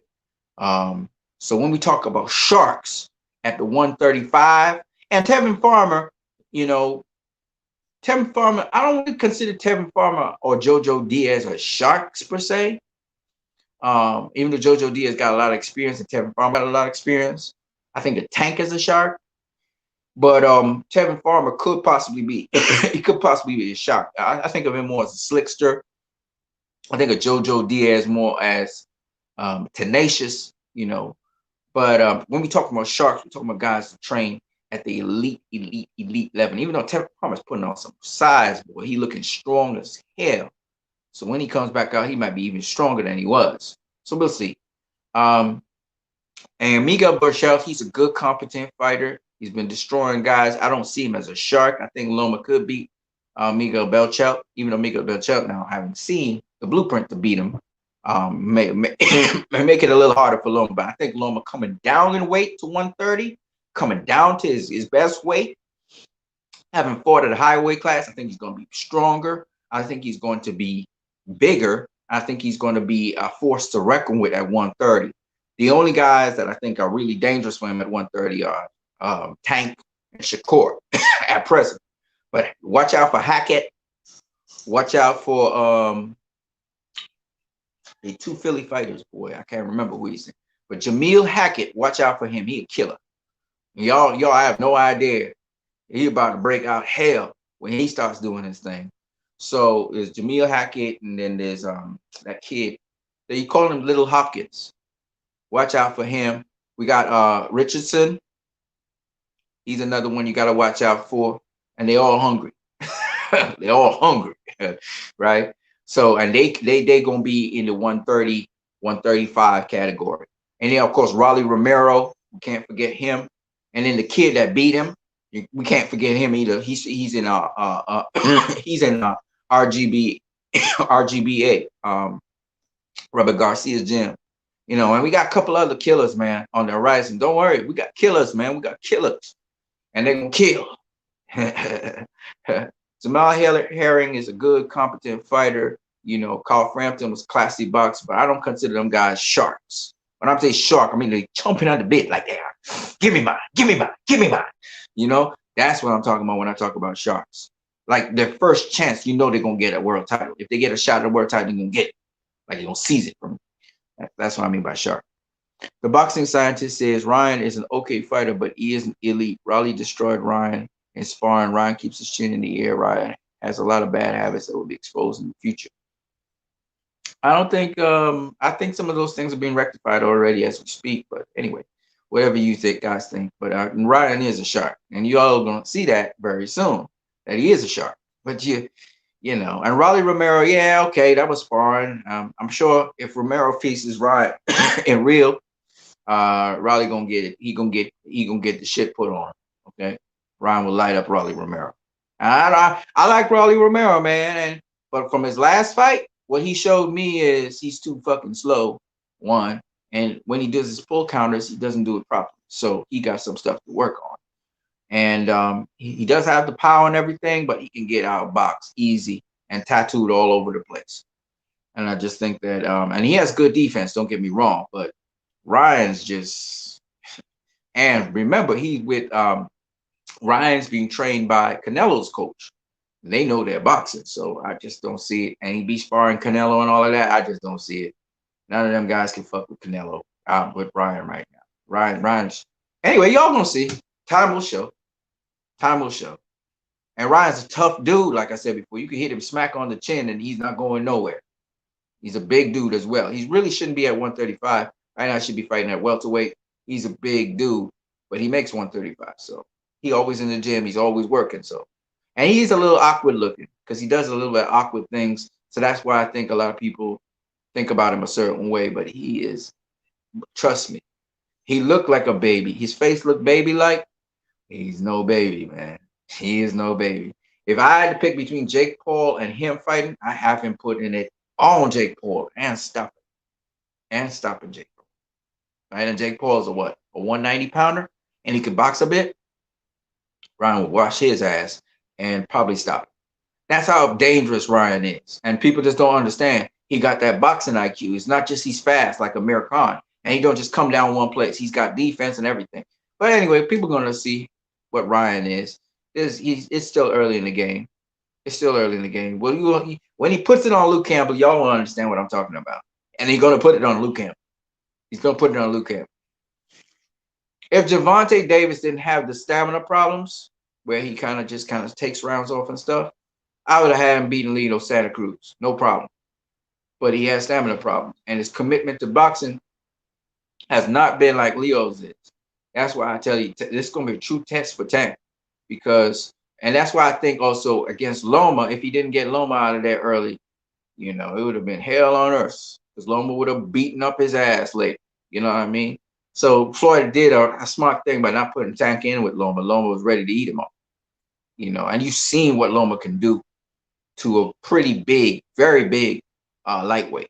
Okay, and he didn't just do it to one. He did this successfully to two of them, three of them. Jose Pedraza, Jorge Linares, and Luke Campbell. He took some punishment to do it, but he bullied Luke Campbell. So I'm just saying, shit. Floyd was smart enough to understand Tank ain't ready for him. He's not disciplined enough. He ain't ready for that. You understand what I'm saying? And if he could have taken, think about this, Loma was taking some hellacious punches by Teofimo Lopez. I'm pretty sure Lopez punches harder than Tank because he's just a bigger guy than Tank. I'm pretty sure about that. Because if it was Gamboa versus Lopez, Gamboa wasn't making it to nowhere near the 12th round. He wasn't making it to. All right, any one of those lightweights, whether with even Devin Haney. All right, and y'all gonna say Gamboa's gonna face Devin Haney. So y'all gonna see how a big lightweight handles Gamboa, because Gamboa is not a big lightweight. Y'all gonna see what Devin Haney gonna do to Gamboa, and then y'all gonna understand. Y'all gonna understand why Tank's still a small lightweight, and all his punching power and all this great thing about his punching power. Yeah, he got punched. He can punch welterweights and stuff, but he's still probably not a harder puncher as Teofimo Lopez, and Devin Haney probably has comparable punching power to him and all this stuff. And a lot of y'all be watching like Devin Haney has comparable punching power to Tank, and I'm like, yeah, he's not a puncher like Tank. But at that weight class, he might be a much better puncher than Tank. And it's because Tank not disciplined enough. When you're going up in weight, he shouldn't have been overweight. That's wasteful weight mass you got there. You know what I'm saying? And all those kinds of things. So Tank, definitely bar none, is a very skilled fighter, etc. With all of them. But he probably the weakest link in all of them. He probably a weaker link than Ryan Garcia, because Ryan Garcia in the gym, he working all day. Whether he got a fight or not, he's working. You see what I'm saying? Ryan is working. You know, Tank takes time off from the gym. Okay, you can't do that in boxing because the moments you have off, the other guy's working harder than you, and you and if you want to return to where you used to be, Baltimore situation, you take a step back. You got to work. Once you have a career in boxing, you got to work every day. Now, throwback fighters wasn't like that. They had fights. They used to fight, and in between, they drink, they smoke, they womanize and stuff. These motherfuckers today, sorry about the F-bomb, but these motherfuckers today are serious. Every fucking day, they be doing something boxing wise. Every fucking they train like 3 times a day, 2 times. Never heard about that. That never used to be. And that's why I said the new breed and the new era is going to be better than Floyd Mayweather by hands down, because Floyd Mayweather set the blueprint for work ethic. He also set the blueprint on how to have big fights. Big fights. Mayweather was all about big fights. That's how he made his big money. But he couldn't do it if he didn't set the foundation that he was pound for pound number one in the world. See, Terrence Crawford is halfway there. He actually got the pound for pound number one status, and he'd been fighting tomato cans. And Mayweather wasn't fighting no tomato cans when he was pound for pound number one in the world. But that's all right. He don't have to be at the Mayweather standard. But right now, Terrence Crawford need to fight somebody, so he's fighting Kell Brook. It can't matter. It can't knock Kell Brook. You understand what I'm saying? Nobody want to roll up in here as a guest and talk. Come on, man. Don't let me doing all the talking, man. You guys can come in and talk. Come in and join in us here as a guest and say your piece. I'm going to shut my mouth up and let you talk. I actually give you a chance to talk. I don't have to talk all the time. Boxing Science says, you know, okay, Boxing Scientist says, Teal would beat Devin Haney as well. I don't know. I can't really say, bro. Devin Haney ain't no joke. Again, y'all watching at guys who you think are unproven because you see other guys facing better competition. That doesn't mean the fighter is unproven. That doesn't mean that the fighter don't have the skills to pay the bills. And Devin Haney got a great. He come from great stock. Okay, he been trained by great trainers.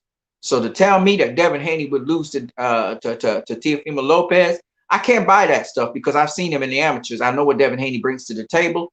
I've seen him in his career. I've seen what Tank can do. I've seen what Teofimo Lopez can do. So you cannot tell me that Teofimo Lopez would downright beat Devin Haney just because he became undisputed champion of the world and beat Vasily Lomachenko. I can't say that, bro. Can't say that because y'all going with the same logic that you had for Teo. Can't say that. What you got to do is put him in there and let's see. I don't know who would win. I'm not even trying to front. I don't know who would win in them new breeds because this is a new breed. They got defense. They got offense. They smart. Okay, they've been watching Floyd. They've been watching Roy. They've been watching Colonel. They've been watching Oscar. They've been watching Sugar Ray Leonard. They've been watching Hearns. They've been watching all these guys. So I don't know. I don't know. This is like being in a candy shop. I can't pick none of them. But I love to see them match up. And I know it would lead to trilogies and stuff because once they enter new divisions and they get to the top, they're going to clash again. So I know this is not the first time I'm going to see them clash with one another. We're going to get genuine rematches because they're going to put each of them going to put each other in a position where they can clash again. So that's what makes this so exciting. And you guys can't see the new era that's there. Y'all holding on to an old era that's gone. Out with the old, in with the new. The old guys, that's where Mike Tyson comes in. Y'all can have exhibition fights and fight one another. But at the end of the day, I hope Mike Tyson's things work out because it could give the best of both worlds. If you guys are nostalgic for the past, go watch some exhibition fights, man. Everybody gonna tune in. And if you want to see the future, what is the future? Tune in for these young bucks that gonna clash with each other, and we're gonna see what's gonna happen. If the earth will rumble or what will happen, I don't know, bro. I don't know, but I'm excited. This is it. The new breed is here. Okay, all these ducking and dodging and all these dancing moves and all this shit. We don't have to worry about it no more. These young cats want to be famous. These young cats are chomping at the bit and they're hungry for legacy and for greatness because they early in their careers and they want it. And so that's why I said they sharks. All of them are sharks. They want it. They want it. You know what I'm saying? Holy Inferno. Shout out to Holy Inferno. I think that Shamir Stevenson, I think you mean Shakur, could top all of them. Man, he got the potential, bro. He got the potential. So I can't say no. I'm never going to say no to none of these guys. All I want to see is the fights. You know what I'm saying? You know what I'm saying? He's sharp. He is sharp. He's sharp. And he working on his game. Trust me, he working on his game. So I can't say. I can't say. All I can say is let's see it. Let's see it. Let's see it. I'm excited for it, man. Uh Devin don't have the power to keep Loma or Teal off of him. I don't know about that, homie. I don't know about that. See, you talking Devin, first of all, is a huge lightweight. That's the first thing. Second of all, defense is his priority. Third of all, that jab, I don't know what you talking about, but that jab, brother, that jab has knocked out a number of his opponents. Just the jab alone, not to mention his right hand and his overhand right, and the way how he be chopping up guys in sparring, which you don't see, but I've seen some sparring clips. I don't want to say nothing. And to say Devin don't have an inside game, oh, he have an inside game too. Okay. And you see that footwork that Loma was doing? Devin got prettier footwork. He be moving around guys and mesmerizing. And I mean, he looked like better than Floyd at times. Better than Floyd. Because he don't even look like Floyd. He don't even have a style like Floyd. But a lot of people compare him to Floyd, but he's not Floyd. He's more of Sugar Ray Leonard. He's more of Roy Jones Jr. He even borrowed a thing from Lomachenko the last time I watched him spar. So I don't know what you guys been watching, but Devin Haney's the goods. He's the truth. But see, a lot of you don't know because you don't watch fighters. You don't study fighters. You look at them in their pro fights, and that's about it. You don't know nothing more about them. And that's the thing. So, like I said before, Devin Haney is the truth. I'm not going to say if he's going to beat them guys or he ain't going to beat them guys. Because Teofimo Lopez is the truth. Devin Haney is the truth. You know what I'm saying? Ryan Garcia is the truth. You understand? Tank. Well, Tank is the truth, but he out of shape. He need to get in shape. Stop being a fat boy, you know, and stay disciplined. He the weakest link, like I said before. Leo Santa Cruz is the truth, but he a veteran. He's an old guy coming into the young guys territory. He really from the other age. You know, Gary Russell Jr. from the other age. Yorkers Gamboa from the other age. You know what I'm saying? Mikey Garcia from the other age. Terrence Crawford, Errol Spence from the other age. They old now. They're old. You know, and they're getting set in their ways. They're not hungry as they used to be.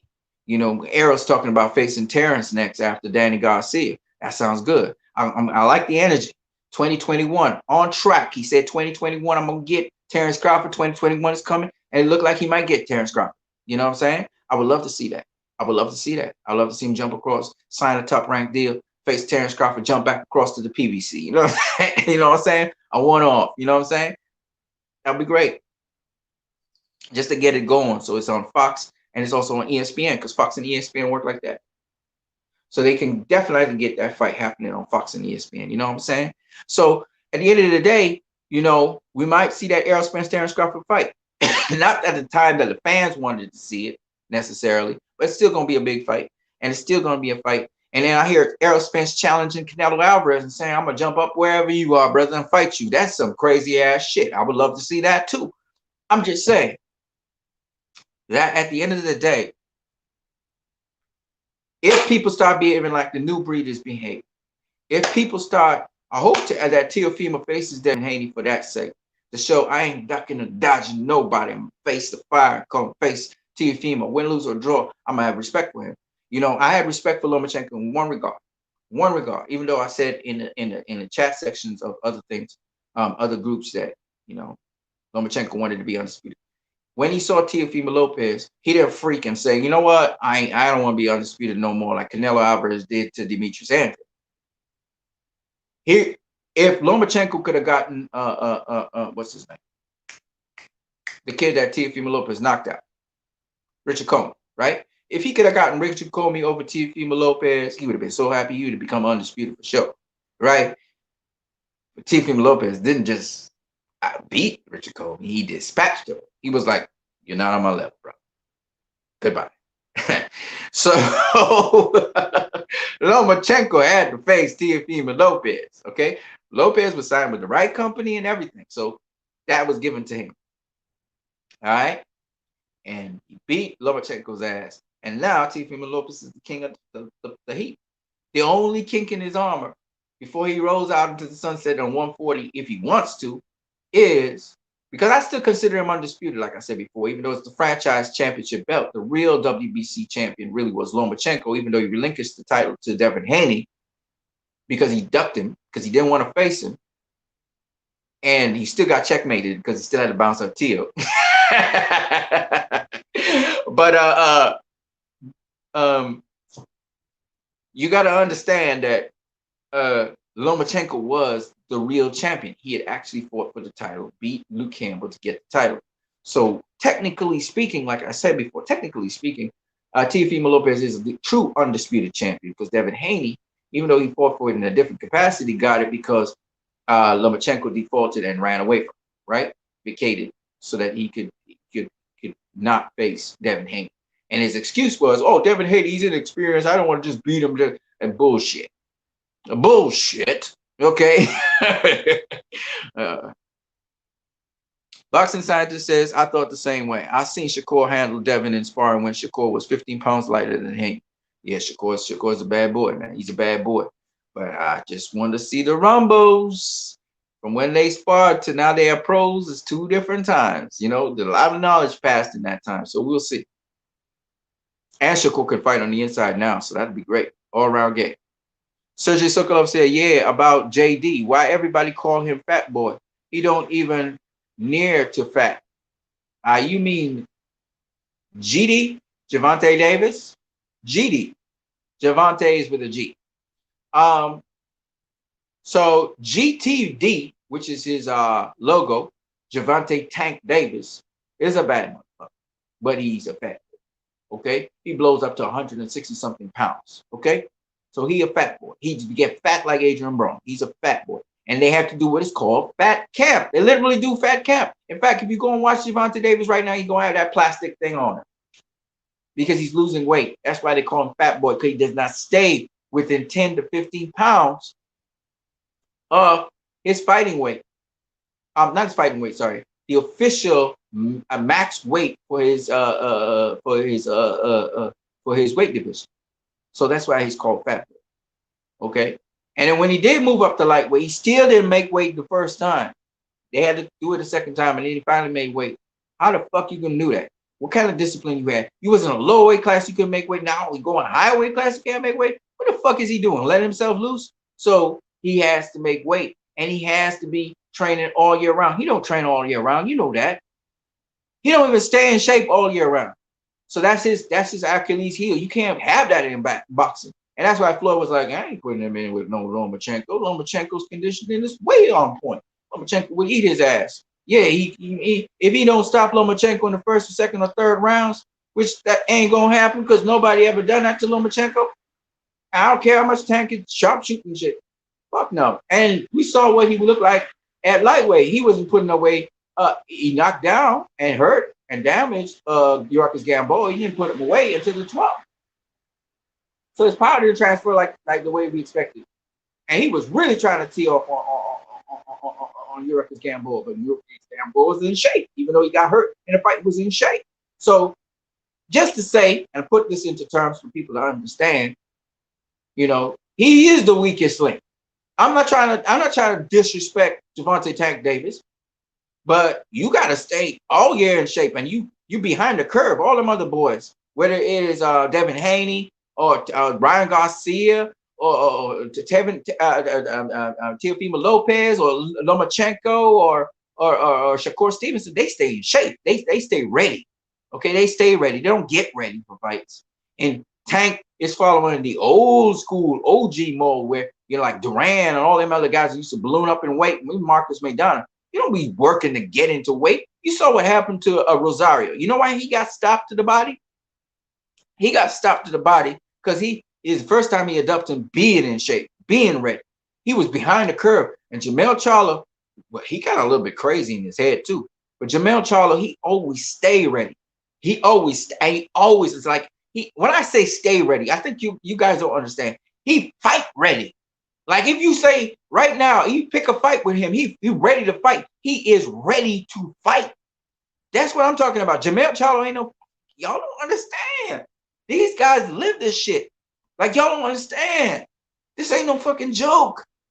These guys be in the gym 3-4 times in the day, or they're riding on a bike or some shit to stay in weight. Jamel Charlo, if he were to sit back and do like what Tank do and just chill, Jamel Charlo would balloon up to 800 and 180 something pounds, dude. Easy. He probably bigger than his brother naturally if he was to walk around. So he has to stay in shape. He's always training. He looked like he's crazy all the time. He looked like he's angry all the time because he's hungry all the time, literally and literally and physically, spiritually and mentally. Mentally, he's hungry to become great, and physically, he wants a sandwich all the time. He looked like he's losing his mind all the time because he's really literally hungry. He's starving his body to stay at 154. Y'all don't understand. Y'all don't understand. I see Charlo in a video picking up guns and shit.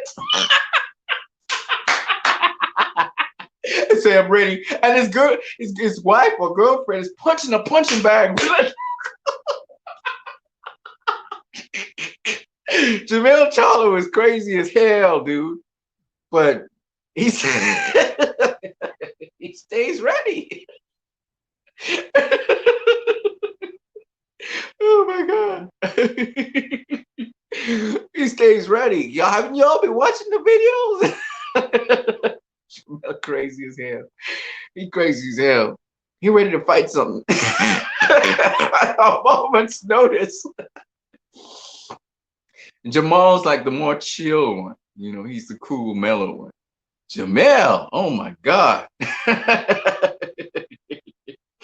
Oh my God.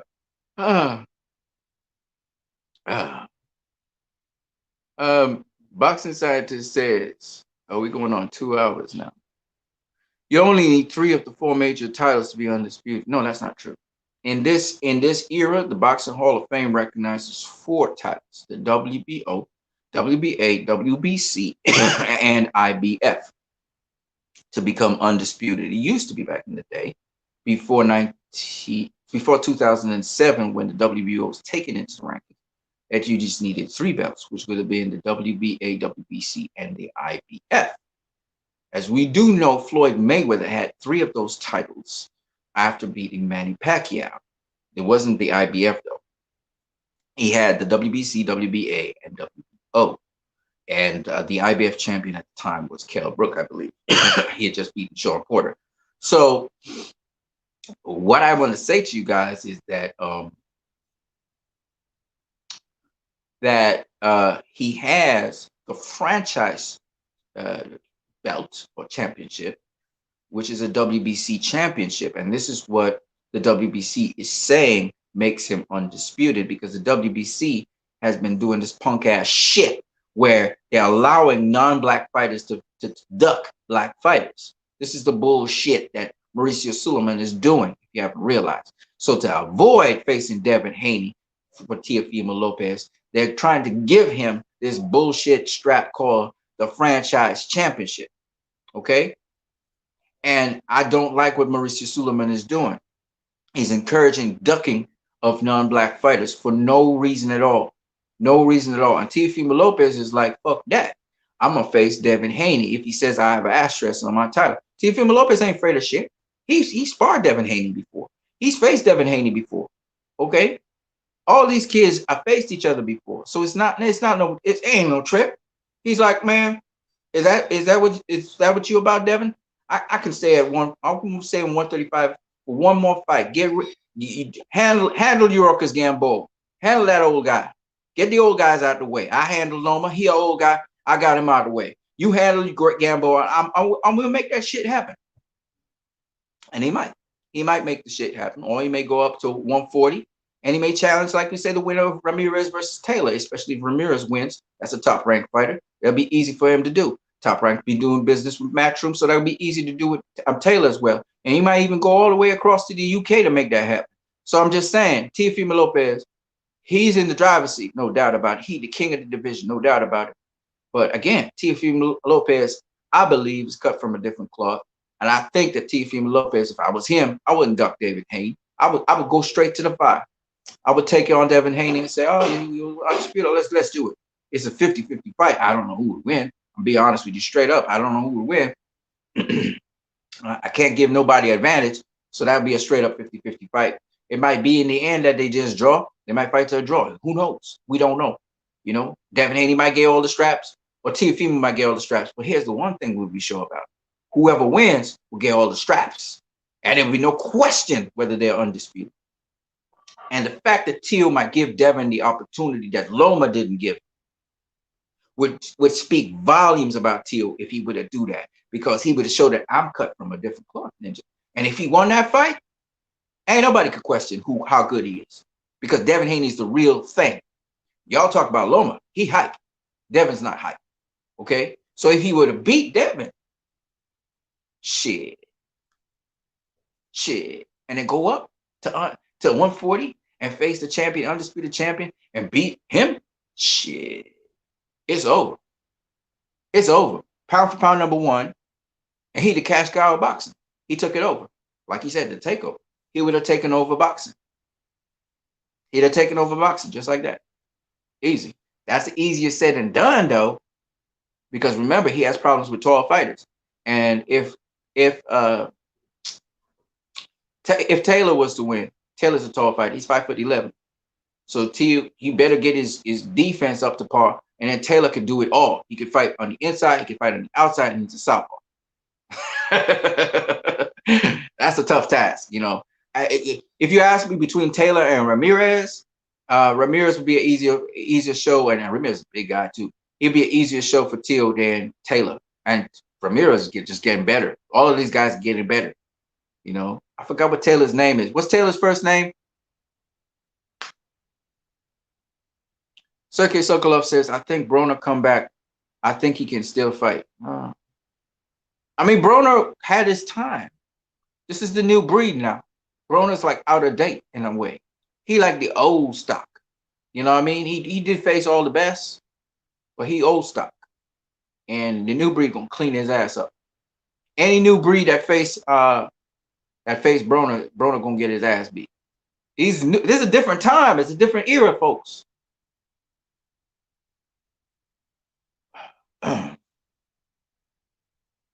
What do you think about, or something like that? I'm not too sure what you mean by that. I just answered that. The boxing scientist says, no, brother, you are wrong. Research. For who? And what are you talking? Oh, you talking about Undisputed? No, Undisputed is 4 titles, like I said before. I don't have to research nothing. I just told you. The Boxing Hall of Fame, the International Boxing Hall of Fame, and also the different sanctioning bodies themselves. You have to have 4 titles to become undisputed. It is what it is. You can do your research and see that I am correct. I am not wrong. The Ring magazine is not a title. Therefore, having the ring, what I mean by that is it's not a world title. It recognized for being undisputed. So that the 4 titles are the WBC, the WBA, the WBO, and the IBF. Okay. Once upon a time, it used to be the WBC, the WBA, and the IBF. That happened somewhere post 1987. Okay. All right. So, but Teofimo Lopez, he got like this French fries. I call it the French fries WBC championship. I don't really regard it very highly. And the fact that I don't respect it because the definition of it continues to change means he should really just go and get the legitimate WBC title from Devin Haney. That's my personal opinion. When he gets the legitimate WBC title from Devin Haney, then he can call himself truly, without any asterisks on it, undisputed. Even though Devin Haney was not the real champion like Lomachenko was, which is ironic because the WBC and their fuckery and trying to get Lomachenko to duck Devin Haney as they got Canelo to duck Jamal Charlo. And people say Jamal Charlo had offers and he turned the offers down. Listen, man, I don't give a fuck about that. Okay? Canelo should be pursuing Jamal Charlo. It's mandatory. And whatever it takes, he should be getting that guy in the ring and facing. He didn't do it. He didn't try to go up and face Demetrius Andrade. He talked about being undisputed, and then after that, he didn't even try. He hesitated to face Demetrius Andrade, talk about his style being boring. So I don't want to hear nothing from Canelo. When you ready, Canelo, I never heard Floyd make those kinds of stupid ass excuses. You know what I mean? Now, he did jump up and face Sergey Kovalev. That's why I can't call it a downright duck. Even though Sergey Kovalev is probably an easier fight than either guy. And then he never went back to the weight class. If you notice, he's trying to campaign at 168, showing us he really is ducking them guys. He ain't want nothing to do with them guys, right? Floyd never did this kind of shit. That's what I'm trying to say. You know, he never did this kind of shit. And that's the thing. A lot of people say, oh, Floyd used to duck fighters, but he didn't do this kind of shit. He didn't do this. You can go on the record. People allege he ducked Pacquiao. He didn't duck Pacquiao. Pacquiao ducked him. All right? That's the problem with these things. Jorge Taylor? Who the hell is Jorge Taylor? He ain't George Taylor. I forgot what his name is. I can't believe I forgot his name. It's crazy. I can't remember what his name is. I can't believe it. Anyways, man. Jorge Linares. You confused Jorge Linares with Josh Taylor. That's his name. It's short for Joshua. He's Josh Taylor. That's his name. He bad boy. He can fight. You know, Regis Prograis versus him was a good fight. It was a good fight. I don't know. Tio might beat him though. I can't say. I had to see Tio at 140, and I'll be able to tell you. But all I can say is that at the end of the day, you know, all these excuses that these Loma fans are putting out there, and I'm talking about the diehard Loma fans. All right. I don't appreciate it. So let's talk about that. They're saying that Lomachenko would beat him in a rematch because he's coming on strong, you know, from 8 to 11. And I say to yourself, what happened in round 10? Why didn't he come on strong in round 12? Sorry. What happened in round 12? Why didn't he come on strong in round 12? Didn't come on strong in round 12. Tio came on strong in round 12. Almost got him out of there. So why do you think that a rematch is going to be something different?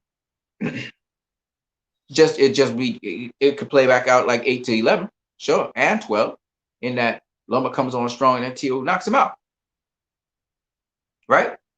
So what good is that?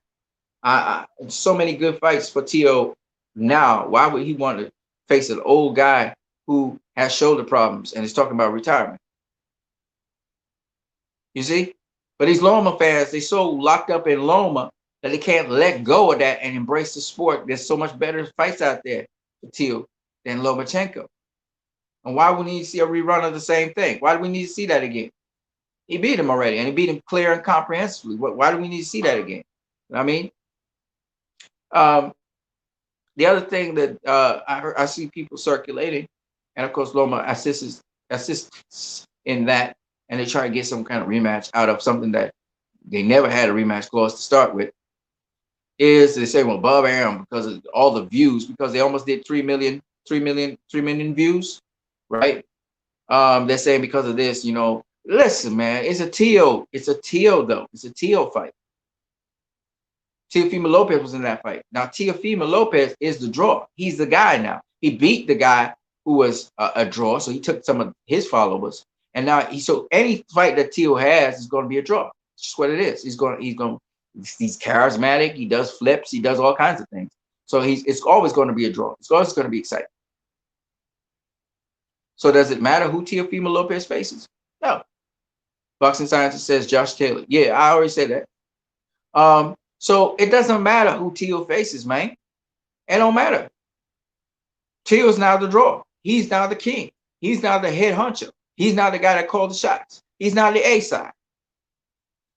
Okay. I heard some people again going on and saying how you know, Loma actually it wasn't Tio, it was Loma. Loma didn't do what he was supposed to do. It was because he was on a 14-month layoff, you know, that he had to get his rhythm back. And I'm like, Tio was on a 10-month layoff, so they were in the same position. Tio hadn't fought in 10 months, so you're not saying nothing. That's a 0 point. That's a mute point. Okay. Well, you know, Loma's arm was the problem. That's a mute point again. If his arm was such a problem, he should have canceled the fight. Just cancel the fight, and they pick it back up or postpone the fight. So that's not a good point, especially in COVID-19 environment. But that's not a good point either. But Loma was coming on strong in rounds 8, 9, 10, and 11. With that kind of attitude, if he had had that approach, he would beat Tio in a rematch. No, he won't. Because how the end result of that was Teofimo Lopez was dominating him in the 12th, almost got him out of there. So he won't. There's no point in time. There is no chance in hell where Lomachenko would beat Teofimo Lopez. It just never will happen. They could face each other 100 times. Teofimo Lopez would beat him 100 times, knock him out probably 89 times out of the 100. Okay? He cannot handle the new breed. This is why he's thinking of retirement. Okay? He cannot handle none of those young lions. That's why he requested the franchise belt because the franchise championship because he didn't want to face Devin Haney because he was afraid of Devin Haney. Because those guys have styles and those guys have knowledge of boxing to deal with him. So they know how to beat him. All of them. So he stands no chance against those guys. Maybe against a Barichelt, but Barichelt now know the blueprint, so probably not. And Barichelt's an inside fighter like Orlando Salido, so probably not. So his days are over because he's exposed. He's exposed in terms of what he does in that ring. There are guys who know how to neutralize it, know how to nullify it. That's why he's talking about retirement. He knows. He knows what's up. So for his fans, for his die-hard fans, I'm not going to insult you, but I'm just saying it like this. For his die-hard fans, all that you're saying don't make sense. I'm trying to scapegoat Julie Lederman, who did an excellent job in that fight, to try and scapegoat her and say, oh, that was the most atrocious scorecard. Again, I cry BS on that. It wasn't the most atrocious. You know what the most atrocious scorecard was? Andre Ward's scorecard. Andre Ward's scorecard was the most atrocious because Andre Ward awarded points and awarded shots to Lomachenko in rounds where he did not do anything deserving of that. He gave him rounds that he should not have gotten, period. Julian did the opposite. Julian took from Lomachenko rounds where he could have gotten difference. He could have gotten those rounds because it was exchanges throughout those rounds. So he could have gotten it, but Julie Lederman thought that the rounds favored Lopez. So she gave Lopez all those rounds that Lomachenko, was given. It's called giving rounds. There's a difference between giving somebody a round because you think they deserve it versus somebody owning and winning that round. And it's not about giving them it because they won it. They took it. They took it from the other opponent. Like the 12th round. Teofimo Lopez took that round. That's not us giving him a round. He took that round. He took rounds 1 to 7. He took those rounds. Round 18, on the other hand, was a to and fro round. That's one you have to give a fighter. You can give this fighter or give that fighter that round because both fighters threw punches, both fighters landed punches and critical points in the round. Right? Round number 9. That's a round which you can give one fighter or give another fighter based on what you think. 10, the same thing. However, Lomachenko took round 11.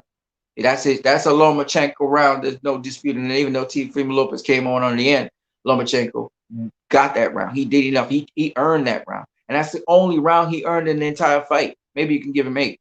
But other than that, he has earned nothing. You have to be able to give him now. You have to decide between Teal's work and his work who you're going to give. There's a difference between taking a round and giving a round. Okay? When we give a round, because both guys did work. So I can decide between who. It's called a swing round. You get to decide who am I going to give it to. Right? So at the end of the day, if you had 8, 9, 10, which were swing rounds, those 3 rounds, you could give it to one fighter or the other. So maybe you give one fighter the round, give the fighter the other round, give one fighter the round, and so on. Right? That's how it goes. So at the end of the day, if she decided all the swing rounds was going to go to Teo, then you're going to get that score. If some swing rounds were given to Teo, some were given to Lomachenko, you get the score of Steve Weisman. If you decided all those swing rounds go to Lomachenko, then you get the scorecard of Tim Cheatham. That's how it works. That's how it works. So I don't understand how the 3 judges' scorecards could be off. But the reason the fuckery happened was because of Andre Ward, where Andre Ward gave Lomachenko rounds that he did not earn, that were Teofimo rounds, which Teofimo took. Andre Ward's scorecard is poor. And I like Andrew Ward. I follow Andrew Ward and all of that. But just like with Floyd Mayweather when he was wrong about Andrew Ward beating Sergey Kovalev, and he said Sergey Kovalev won that round, and Andrew Ward won that fight. The first fight I'm talking about. Similarly, Andrew Ward is wrong about the scorecards concerning Vasily Lomachenko, and it is what it is. Sergey Sokolov says, I just don't have time to watch everybody. Gym, morning, evening, Suka. In short, who your favorite fighter in the light divisions? I don't have no favorite fighter in the light divisions. I like them all. I like them all. That's the thing with me. I like fighters. I like boxing. You know, I'm not really attached to any particular fighter, even in history. As much as I was an advocate for Floyd Mayweather being TBE, I don't really like him more than other fighters. I like Roy Jones Jr. a lot. I like James Toney, Porter Whitaker, Mike McCallum, Rocky Marciano, Keith Thurman, Errol Spence, Timothy Bradley. I mean, you name it. Manny Pacquiao. I mean, I like a lot of fighters. One day I wake up, I like this fighter. I want to do what he's doing. Next day I wake up, I want to do like that the fighter is doing. I try to borrow a little bit from every single fighter. If you're going to do boxing, if you're going to box, you're going to like all fighters. It's like NBA. You know, who's your favorite player in the NBA? Some people have favorites. But for me, it's you know, I like a lot of different players in the NBA. I make a case for different players in the NBA. You know what I'm saying? Now, Michael Jordan was special. You know, he was a special fighter, but he's not the best. I like Scottie Pippen too. You know what I'm saying? So for me, it's always about picking up pointers, what the fighters were doing, their strategies, those kinds of things. The bigger scheme of things. It's not just about one favorite fighter. I can't really focus on one favorite fighter because I want, you know, it's like singers and artists and stuff. You know, I'm not attached to any particular artist or singer. I pick up different things from different singers and artists. You know, I formulate my own thing, but I don't really let's just like one particular person. And, you know, at any given time, I might like somebody, but not like all the time. You know what I mean? Day at work, hard life. Yeah, man, I got to get to moving myself. Um, Favor. I mean, you think you have best? Who you think has the best chances? I can't tell you for the lightweight division. I can't tell you for the super featherweight division. That's just got to even itself out. For me, I'm just a fan watching and just watching great fights happen. Even the Leo Santa Cruz versus Javante Tank Davis, right? I don't even know who's going to win. Honestly, I don't know. You know, I just have to sit back and watch and see. I can't predict. Maybe at the day of the weigh-in, I might be able to predict. But those are just great fights. And sometimes, because Leo surprised me so many times, I wouldn't be surprised him picking Tank that he's got some surprises in store, and then we'll see if Tank can weather the storm. You know, so I don't know. And that's something I love. When I can say I don't know who will win in a fight, that's great. That's not a bad thing. You know. All right, man, peoples. It's what you need in the building. I've just talked with you guys for 2 hours. It's 2:20 in the afternoon. I got to get out of here and do some things, handle some bills, take care of some situations. So I will catch you guys later. Don't forget that you can subscribe to this channel. And don't forget you can also share these videos with other people. They're long-ass videos, but if people so desire to check them out, they can. And as you can see, I post up your comments now so people can see your comments. It's nice talking with you, Sergey Sokolov. You're a really good conversation with the boxing scientist. Shout out to you. If you guys have channels, let people know what your channels are and post it up in the comment section below. I'll try and showcase it the next time we are on this show. Unfortunately, no guest came into the show. Nobody wanted to talk with me about this or face to face, eye to eye, or voice to voice, whatever. But hopefully, as What You Need continues onwards, people will jump on and be able to participate and talk their talk. Again, I don't have to agree with you. I just need to listen. I want to see where you're coming from, your perspective. And maybe we have a conversation. Or maybe you just have a conversation, say your piece and leave, okay? So let me just let people know this is what you need, not what I need, because I'm doing this for you. So what you need I'm gonna catch you guys later. What you need in the building, and now go. Peace.